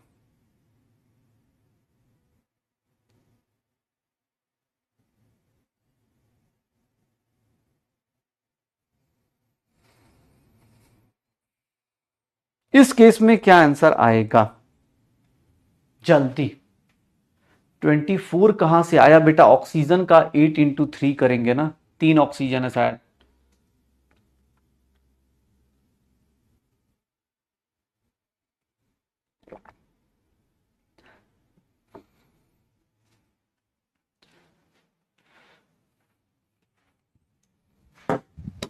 कितना हो जाएगा बताओ कितना आएगा एक बात बताना सर सल्फर का ऑक्सीजन कितना हुआ 16 सर ऑक्सीजन का कितना होगा 8 इंटू 4 ये हो गया सल्फर का ये हो गया ऑक्सीजन का क्या यही है नहीं सर -2 क्या बता रहा है ये -2 क्या बता रहा है गेन ऑफ 2 इलेक्ट्रॉन्स ना कि पूरा का पूरा मॉलिक्यूल में 2 इलेक्ट्रॉन और ऐड कर दीजिए तो ये कितना हो जाएगा 16 प्लस 32 प्लस 2 कितना आ गया ये देख लो सर ये कितना हो गया 50 आ गया। प्रोटॉन की बात करोगे तो 16 प्लस 8 इंटू 4 ये कितना होगा 48 कितना हो गया यही हो गया ना तो ये कितना हो गया 48 यही आ जाएगा। मॉलिक्यूलर मास की बात करें तो सल्फर का मास 32 और ऑक्सीजन का मास 16 इंटू 4 सर इलेक्ट्रॉन के आने और जाने से इसको कोई फर्क नहीं पड़ता ये कितना आ जाएगा 96 आ जाएगा। तो मॉलिक्यूलर मास इलेक्ट्रॉन प्रोटॉन किसी मॉलिक्यूल को देखेंगे तो हम निकाल सकते हैं किसी मॉलिक्यूल को देखेंगे निकाल सकते हैं। याद रखिएगा अब एक केस और याद रखिएगा जहां हाइड्रोजन आया जिस केस में हाइड्रोजन आया हाइड्रोजन के केस में थोड़ा सा अलर्ट मोड पे रहिएगा मैं नोट करके लिख भी देता हूं। हाइड्रोजन का केस ऐसा है इन केस ऑफ हाइड्रोजन एटम अगर हाइड्रोजन एटम है तो alert during calculation of neutrons की जब कैलकुलेशन करेंगे तो उस टाइम पे अलर्ट मोड पे रहिएगा न्यूट्रॉन्स की कैलकुलेशन जैसे ही करेंगे। फॉर एग्जांपल जैसे हाइड्रोजन आया तो अगर मैं बोलूं सिंपल सा जैसे फॉर एग्जांपल अगर मैं H2O देता हूं बताओ H2O देता हूं अगर मैं बोलूं इलेक्ट्रॉन बताओ सर इलेक्ट्रॉन बताओ प्रोटॉन बताओ और न्यूट्रॉन बताओ हाइड्रोजन नॉर्मली हम लोग ये वाला हाइड्रोजन लेते हैं 1H1, प्रोटॉन का नंबर कितना है 1, न्यूट्रॉन का नंबर कितना है 1 - 1 0 और इलेक्ट्रॉन का नंबर कितना है 1। अगर मैं ये हाइड्रोजन लेता हूं जिसका नाम होता है प्रोटियम, और इसी को इन जनरल यही लिया जाता है, यही हमारा हाइड्रोजन एटम होता है, हाइड्रोजन एटम यही होता है। इसका भाई जो बड़ा भाई आएंगे आइसोटोप्स, वो हम लोग देखेंगे, लेकिन आप जान जाइए इन जनरल हम इसी को लेते हैं। सर याद रखिएगा, दुनिया का एक इकलौता ऐसा एलिमेंट है जिसका न्यूट्रॉन कितना है 0, only element, only atom having no neutrons, कोई न्यूट्रॉन नहीं होता, याद रखना। पूरे पीरियोडिक टेबल में यही एक ऐसा एटम है, एक ऐसा एलिमेंट है जिसमें कोई न्यूट्रॉन नहीं होता। सिर्फ और सिर्फ ये छोटे छोटे पॉइंट्स बेटा ऐड कर लेना कि सर ये हाइड्रोजन के केस में जब भी आएंगे तो ये चीज ध्यान रखिएगा, सिर्फ और सिर्फ इकलौता ऐसा एटम है जिसके अंदर कोई न्यूट्रॉन नहीं होता है। हाइड्रोजन के आइसोटोप्स की बात की जाएगी, लेकिन जब भी बोला जाए सर यही एक ऐसा एटम है जिसके अंदर कोई न्यूट्रॉन नहीं होता। सर इलेक्ट्रॉन बताओ, इलेक्ट्रॉन कितना है सर 1 × 2 + 8 कितना हो गया 10। प्रोटॉन बताओ तो प्रोटॉन कितना है सर 1 × 2 + 8 कितना हो गया सर 10। लेकिन न्यूट्रॉन अगर बोलेगा तो भैया ये ध्यान रखिएगा कि सर ये कितना आ जाएगा अब की बार।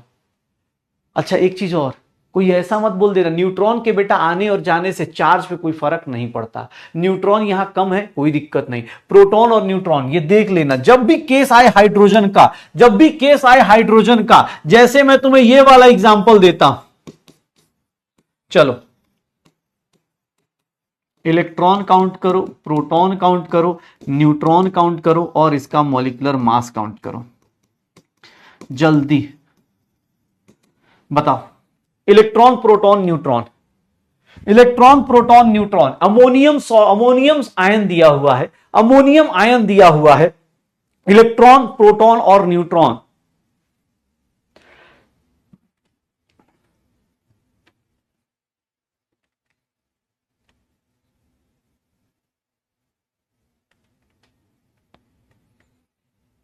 क्या होगा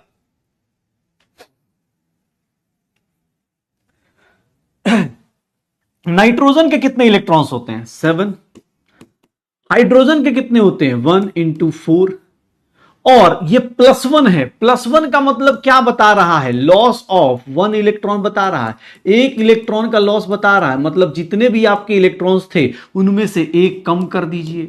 तो 7 + 4 - 1 ये कितना हो गया 10 हो गया क्या। प्रोटॉन कितना होगा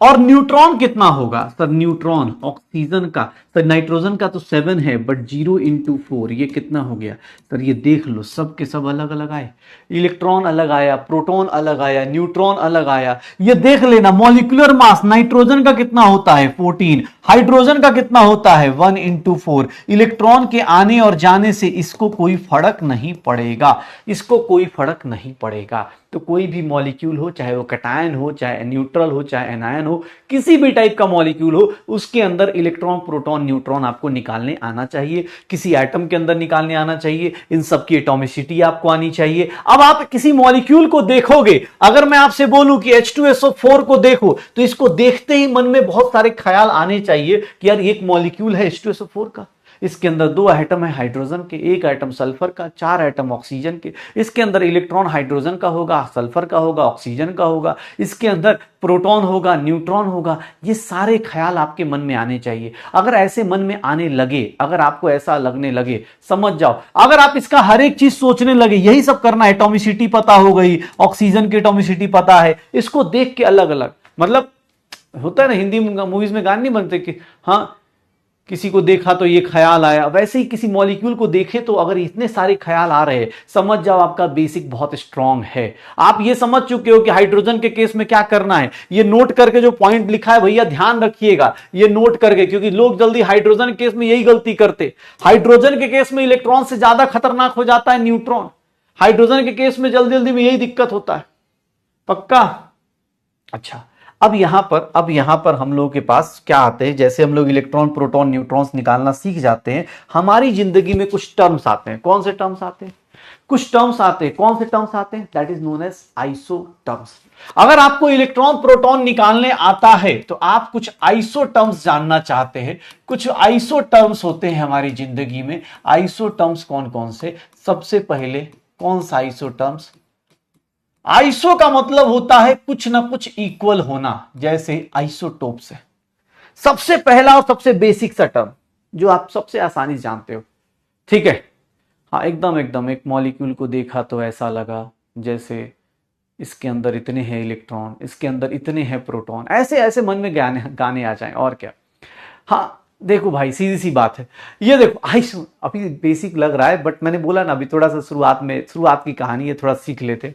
आइसोटोप्स की बात कर रहा हूं। आइसोटोप्स क्या होते हैं सर? ये क्या होते हैं कि sir atoms having same number of same atomic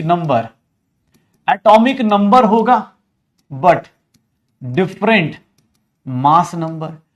sir isotope किसको बोलते हैं? ये बात हमें बहुत पहले से पता है कि एटॉमिक नंबर सेम होना चाहिए, एटॉमिक नंबर सेम होना चाहिए, एटॉमिक नंबर क्या होना चाहिए? सेम होना चाहिए, और मास नंबर क्या होना चाहिए? डिफरेंट होना चाहिए। ये बात हमें पता है, लेकिन इसको लिखने का एक तरीका यह भी हो सकता है, ध्यान सुनना, इसको लिखने का एक तरीका यह भी हो सकता है। अगर आप देख रहे हैं तो sir atoms having same atomic number को मैं क्या लिख सकता हूं? Sir atoms having same number of protons, atomic number same है तो नंबर ऑफ प्रोटॉन सेम होगा बट डिफरेंट नंबर ऑफ, देखिएगा एग्जाम हॉल में ये छोटे छोटे question, different number of nucleons. ये क्या होगा sir? Different number of nucleons. Sir इसी चीज को लिखने का स्टाइल बदल दिया गया एग्जाम हॉल में, यही सेम चीज लिखने का तरीका बदल दिया जाए कि sir same number of protons हो बट डिफरेंट नंबर ऑफ क्या आ जाए? But different number of nucleons आ जाए। सेम नंबर ऑफ प्रोटॉन है but different number of nucleons है, हो जाएगा। Atomic number same but different number. ये याद रखना, आइसोटोप्स जो होते हैं ना, इनके जितने भी एटम्स होंगे, एटम्स जो होंगे, atoms showing isotopes belongs to, क्योंकि सेम एलिमेंट सेम होता है and their chemical properties are same. इनकी केमिकल प्रॉपर्टीज क्या होंगी? क्योंकि ऑब्वियस एलिमेंट सेम है तो केमिकल प्रॉपर्टीज आर सेम। इनकी केमिकल प्रॉपर्टीज क्या रहती हैं? Same but different physical property. इनकी चेंज क्या हो जाती है? फिजिकल प्रॉपर्टी चेंज जाती है। इनकी फिजिकल प्रॉपर्टी चेंज जाती है। भैया एलिमेंट सेम है, ऑब्वियस है एलिमेंट सेम है तो उनकी केमिकल प्रॉपर्टीज सेम रहेंगी, रिएक्टिविटी सेम रहेगा, बट फिजिकल प्रॉपर्टीज क्या हो जाती है? डिफरेंट हो जाती हैं। अगर एटम्स जो आइसोटोप्स दिखाते हैं वो सेम एलिमेंट से बिलोंग करते हैं, एटम सेम एलिमेंट से बिलोंग करते हैं, फिजिकल प्रॉपर्टीज अलग होंगी, केमिकल प्रॉपर्टीज सेम हो जाएंगी, केमिकल प्रॉपर्टीज सेम हो जाएंगी। ये देखना, आइसोटोप्स ऑफ हाइड्रोजन को देखते हैं। सबसे बेसिक, सबसे आसान, आइसोटोप्स ऑफ हाइड्रोजन। सर सबसे पहला हाइड्रोजन का आइसोटोप होता है ये, इसको हम लोग बोलते हैं प्रोटियम, ठीक है। इसके अंदर देखोगे प्रोटॉन 1 है, न्यूट्रॉन कितना है? 1 - 1 0 है। इलेक्ट्रॉन कितना है? तो सर इलेक्ट्रॉन जो देखोगे, इलेक्ट्रॉन कितना आ रहा है? सर 1, ये आ गया। प्रोटियम है या फिर इसी को नॉर्मल हाइड्रोजन एटम हम लोग यही काउंट करते हैं। यही हमारे लिए हाइड्रोजन एटम होता है नॉर्मली, ठीक है, क्योंकि इसकी ज्यादा एबंडेंस होती है। नेचर में सबसे ज्यादा मोस्ट एबंडेंट हाइड्रोजन होता है, मोस्ट एबंडेंट हाइड्रोजन होता है। एबंडेंट मतलब कितना मिलता है, एबंडेंट मतलब मोस्ट एबंडेंट हाइड्रोजन एटम, सबसे ज्यादा नेचर में यही मिलता है, तो इसीलिए ऑब्वियस हम इसी को काउंट करते हैं। इसके अंदर देख लो, यही एक ऐसा बंदा है जिसका क्या हो रहा होता है, यही एक ऐसा बंदा है जिसका क्या होता है? न्यूट्रॉन 0 होता है। जिसको क्या होता है? न्यूट्रॉन 0 होता है। जिसका क्या होता है? न्यूट्रॉन 0 होता है। अब ये अगर रिएक्ट करता है तो ये क्या कंपाउंड बनाएगा? सर इससे क्या कंपाउंड बनता है? H2O बनता है। ये क्या है? वाटर है। सर रिएक्टिविटी देखो, केमिकल प्रॉपर्टीज देख लो, H2O बना, H पे +1, ऑक्सीजन पे -2, क्रॉस करके बन गया। अब इसी का जुड़वा भाई देखना, इसको हम लोग बोलते हैं ड्यूट्रियम, ये कहलाता है ड्यूट्रियम, और इसको डिनोट करते हैं D से। 1H2, ये देख लो, सर यहां से यहां तक देखोगे प्रोटॉन सेम रहा, एलिमेंट सेम है। सर न्यूट्रॉन कितना हो गया, पहले वाले में न्यूट्रॉन 0 था, इसमें न्यूट्रॉन यहां पर। और सर न्यूट्रॉन्स के बाद अगर इलेक्ट्रॉन्स की बात करूं तो इलेक्ट्रॉन्स का भैया कितना हुआ, सर इलेक्ट्रॉन्स तो उतना ही रहा, इलेक्ट्रॉन्स क्या रहा, सेम रहा। एक बात बताना, यहां से यहां तक आ रहे हो, यहां से यहां तक अगर आ रहे हो, क्या मैं बोल सकता हूं 100% इंक्रीज हो रहा है आपका मास? मास कितने से इंक्रीज हो रहा है बेटा? आपका मास यहां पर कितना है 1 और यहां पर कितना हो गया 2। चेंज कितने का आया 1 का, मतलब पहले 1 थे अब 2 हो गए, मतलब आपका मास कितना हो गया 100% इंक्रीज कर रहा है। ये ध्यान रखिएगा जब आपको बोला जाए, ध्यान सुनना, अगर आपको बोला जाए 1 से 2 पे गए सर 100% मास इंक्रीज हो रहा है। सर ड्यूट्रियम का देखोगे तो ड्यूट्रियम पता है कैसा कंपाउंड बनाता है, D2O, इसको क्या बोलते हैं हेवी वाटर। ये क्या बनाता है D2O, हेवी वाटर। सर याद रखिएगा ये क्या बनाएगा, केमिकल प्रॉपर्टी सेम, मतलब क्या हो गया सर, केमिकल प्रॉपर्टी सेम मतलब क्या हो गया, ये मीथेन बनाएगा CH4। ये क्या बनाता है, जब आप ऑर्गेनिक पढ़ते हैं तो वहां पर ये CD4 बनाएगा। हाइपर कंजुगेशन ये सब पढ़ेंगे तो वहां हाइड्रोजन के बदले ड्यूटेरियम दिख जाएगा, आपको ड्यूटेरियम दिख जाएगा। सर हाइड्रोजन के बदले क्या दिख जाएगा, ड्यूटेरियम दिख जाएगा। आइसोटोप्स क्या होते हैं, अरे भैया एक बात बता, 1 से 2 पे जा रहा है तो 1 आपका शुरुआत का मास 1 है, बाद का कितना है 2, चेंज कितने का आया 1 का, चेंज कितने का आया 1 का। परसेंटेज चेंज निकालने जाओगे तो कैसे निकालते हो भाई, change divide by original into 100% का चेंज। आप डबल हो रहे हो, मतलब डबल का मतलब क्या हो गया, मैथमेटिकली आपको क्या बोला जाएगा, आपका मास कितना है 100% से चेंज कर रहा है, 100% से चेंज कर रहा है आपका मास। हां ये देखना, हेवी वाटर भाई, हेवी वाटर पी नहीं सकते यार, ऐसे थोड़ी ना होता है। हेवी वाटर कूलेंट का काम करता है, हेवी वाटर से नहाओगे थोड़ी ना, बोला हेवी वाटर से नहाएंगे तो गिर जाएंगे। हेवी वाटर भाई गिर थोड़ी ना जाओगे कि सर हेवी वाटर से नहा लिया आज मैं गिर गया। हेवी वाटर कूलेंट का काम करता है। न्यूक्लियर रिएक्टर्स जहां होते हैं, जहां न्यूट्रॉन्स बहुत तेजी से मूव करते हैं, वहां हेवी वाटर यूज किया था ताकि वो उसकी स्पीड को कम कर पाए। ऐसा नहीं कि न्यूट्रॉन इससे नहा लोगे तो भैया गिर गए, ऐसे सर पता है आज बाथरूम में गिर गए, कैसे सर हेवी वाटर से गिर गए, सर सडनली मास में 100% का इंक्रीज आ गया, वे कैसी बात कर रहे हो, ऐसा नहीं होता, वो रिएक्टिविटी है। हाँ ऐसे नहीं हाँ कुछ भी 1H3 फेंकना है भाई, लेकिन साइंस को ऐसे जोक में थोड़ी ना फेंकना है। इसको हम लोग क्या बोलते हैं, इसको हम लोग बोलते हैं ट्रीटियम। ये होता है रेडियो एक्टिव।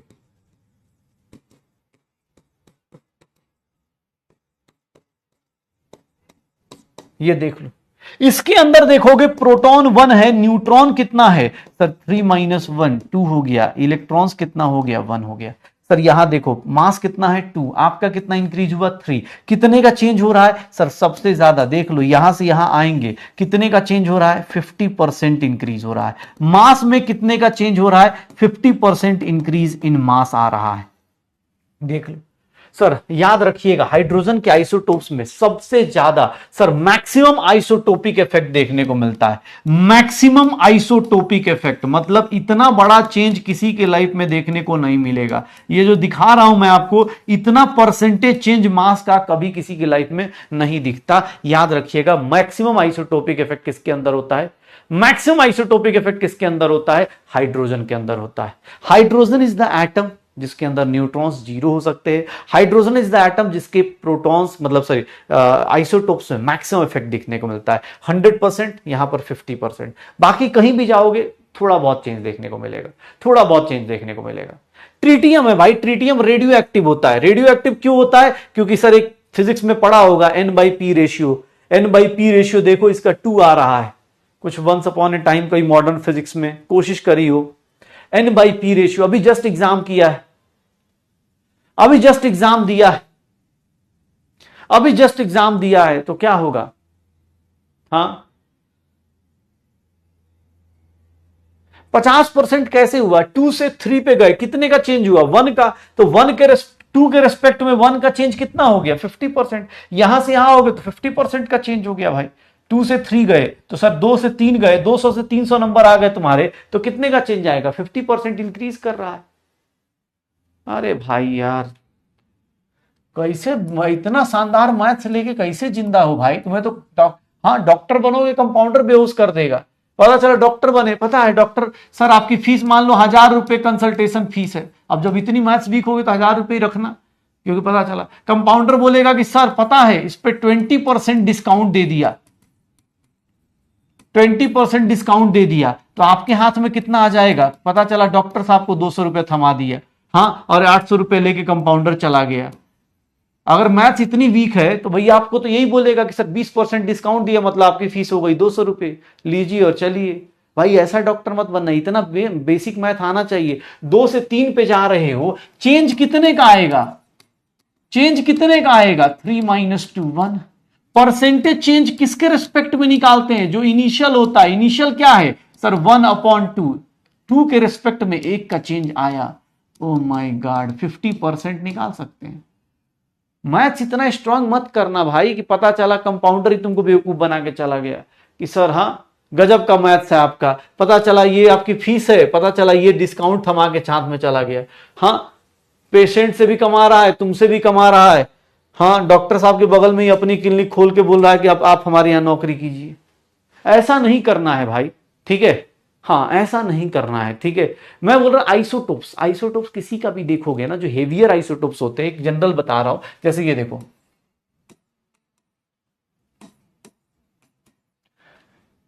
ये क्या होता है सर? ये भी कार्बन है, यहां भी प्रोटॉन कितना है? 6, यहां भी प्रोटॉन कितना है? 6। न्यूट्रॉन कितना है? तो सर ये 12 - 6 हो गया, 6। यहां पर इलेक्ट्रॉन देखोगे 6, यहां न्यूट्रॉन देखोगे 14 - 6 कितना आ गया? 8। इलेक्ट्रॉन देखोगे कितना आ जाएगा? 8 सॉरी 6 आ जाएगा। इन दोनों में देख लो सर, इस कार्बन को 14 वाले कार्बन को हम लोग क्या बोल देते हैं? ये हेवियर आइसोटोप्स जो होते हैं मोस्टली वो रेडियो एक्टिव एलिमेंट्स हो जाते हैं। ये क्या होते हैं? रेडियो एक्टिव होते हैं, क्योंकि N/P का रेशियो थोड़ा ज्यादा हो जाता है। हेवियर आइसोटोप्स इन जनरल बोल रहा हूं, इन जनरल हेवियर आइसोटोप्स, अगर किसी एलिमेंट के हेवियर आइसोटोप्स की बात करें, heavier isotope of an element is radio active in nature, चाहे वो ऑक्सीजन कहीं क्यों ना हो, ऑक्सीजन कहीं क्यों ना हो। जैसे ऑक्सीजन में भी देखोगे तो 16 होता है, ऑक्सीजन 17 होता है और ऑक्सीजन 18 होता है। ये क्या हो जाता है? रेडियो एक्टिव हो जाता है। ये क्या हो जाता है? रेडियो एक्टिव हो जाता है। जब आप ऑर्गेनिक पढ़ोगे तो ऑक्सीजन 18 यूज करेगा, कार्बन 14 यूज करेगा, मार्कर के फॉर्म में यूज किया जाता है। ये रेडियो एक्टिव हो जाता है। इन जनरल क्या हो जाता है? Radio active. भाई हाइवियर आइसोटोप्स में क्या हो जाएगा? न्यूट्रॉन बाई प्रोटॉन का रेशियो ज्यादा हो जाएगा और उस चक्कर में वो ज्यादा हो जाएंगे।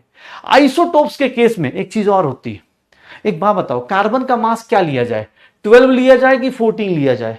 कार्बन का मास क्या लिया जाए? 12 लिया जाए या 14 लिया जाए? ऑक्सीजन का मास 16 लिया जाए कि 17 लिया जाए कि 18 लिया जाए? ऑक्सीजन का मास 17 18 क्या लिया जाए? इन केस ऑफ आइसोटोप्स, ध्यान सुनिएगा, इन केस ऑफ आइसोटोप्स, अगर आइसोटोप्स की बात करेंगे, we calculate average atomic mass, और यही तरीका एवरेज मॉलिक्यूलर मास निकालने का भी हो जाता है of the element by using their. In case of isotopes हम क्या कैलकुलेट करते हैं? आम कैलकुलेट करते हैं। क्या कैलकुलेट करते हैं? एवरेज एटॉमिक मास कैलकुलेट करते हैं बाय देयर। क्या यूज करते हैं? Bye there, using their abundance in nature. याद रखिएगा। और एवरेज एटॉमिक मास जो होता है बेटा, एवरेज एटॉमिक मास जो होगा, एवरेज एटॉमिक मास जो होगा वो कुछ भी हो सकता है। ये इट कैन बी फ्रैक्शन, ये फ्रैक्शन में हो सकता है, क्योंकि आप एवरेज कर रहे हो तो एवरेज आपका क्या आ जाएगा? फ्रैक्शन में आ जाएगा। ध्यान सुनना, अगर आइसोटोप्स है तो आइसोटोप्स में किसका मास लिया जाए? 16 17 18। आप कभी भी अगर पीरियोडिक टेबल आपने देखा हो तो हाइड्रोजन का भी मास क्या लेता है? हाइड्रोजन का मास एग्जैक्ट 1 नहीं लिखा होता है पीरियोडिक टेबल में। हाइड्रोजन का मास कितना लिखा होता है? 1.008 लिखा होता है, ऐसे लिखा होता है। हाइड्रोजन का एग्जैक्ट मास 1 थोड़ी नहीं लिखा होता है। हाइड्रोजन का भी मास कितना होता है? 1.008 लिखा होता है।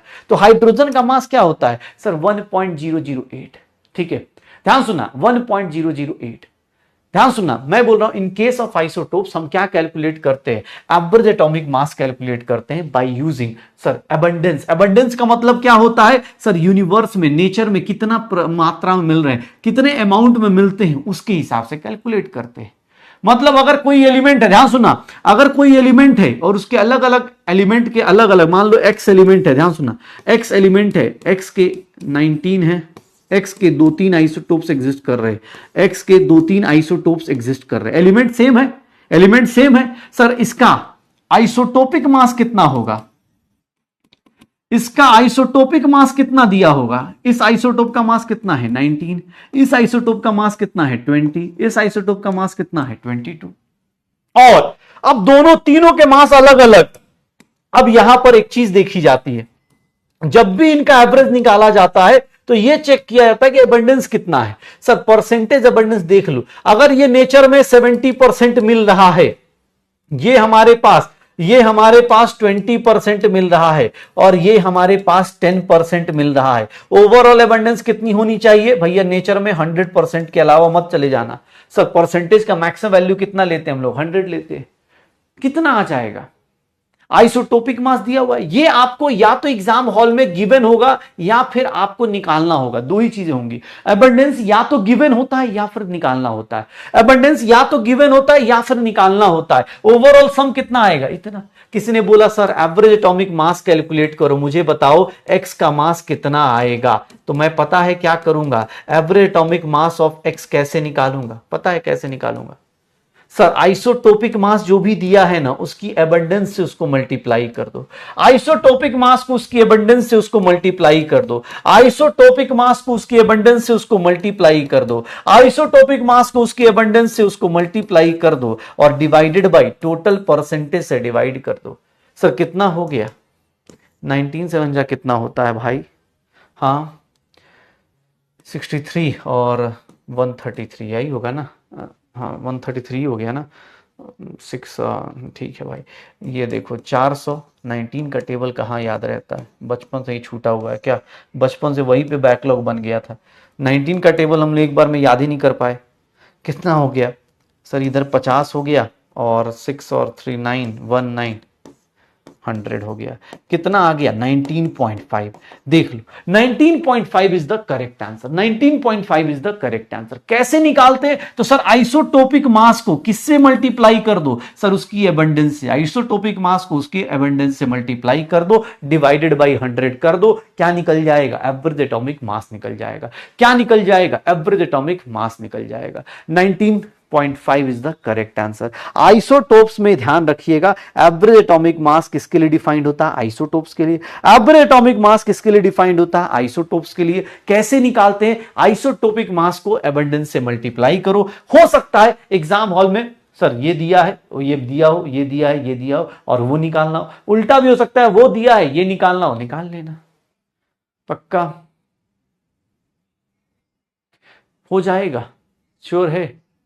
हाँ सीधा, अरे भाई सीधी सी बात है, जैसे जिसका निकालना है कैलकुलेट कर लो। एवरेज एटॉमिक मास, एक बात ध्यान सुनना, इसीलिए मैंने एक लाइन कल यूज करी थी, मैंने कहा मास नंबर देखो, अभी भी मास नंबर देखो, कहीं भी फ्रैक्शन में है क्या, मास नंबर कभी भी फ्रैक्शन में नहीं होता। Number can not be a fraction, number कभी फ्रैक्शन में नहीं होता। हाँ क्या फ्रैक्शन में हो सकता है, उसका एवरेज फ्रैक्शन में हो सकता है, वो एवरेज फ्रैक्शन में हो सकता है। देखो मास नंबर अभी भी क्या है सर, होल नंबर है, मास नंबर अभी भी क्या है, होल नंबर है, उसका एवरेज क्या आएगा, फ्रैक्शन में आ जाएगा। एवरेज क्या हो सकता है, फ्रैक्शन में आ जाएगा, पक्का।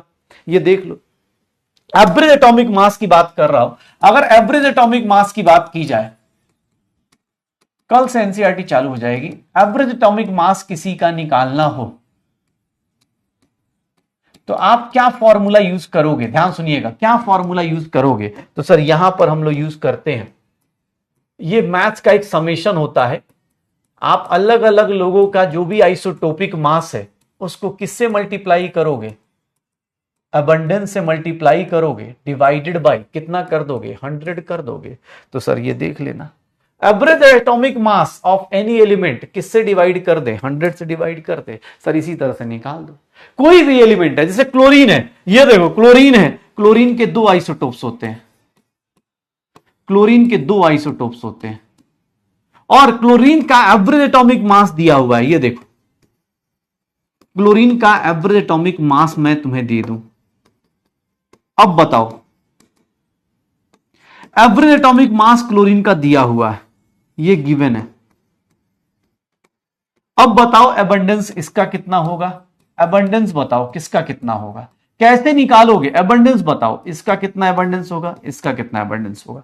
अगर मैं क्वेश्चन ऐसे दे दूं, मतलब मैंने ऐसे पिक्चर बना के दे दिया, एग्जाम हॉल में थ्योरेटिकल क्वेश्चन दिया हो, मुझे दे दिया गया कि सर एवरेज एटॉमिक मास क्लोरीन का कितना है 35.5, क्लोरीन के दो आइसोटोप्स हैं 35 और 37, एबंडेंस के साथ कैसे रिलेट कर पाओगे, कैसे निकालोगे एबंडेंस, कैसे निकालोगे एबंडेंस। सर एक काम करें, अगर इसका एबंडेंस अगर x परसेंटेज है तो इसका एबंडेंस कितना आ जाएगा 100 माइनस एक्स।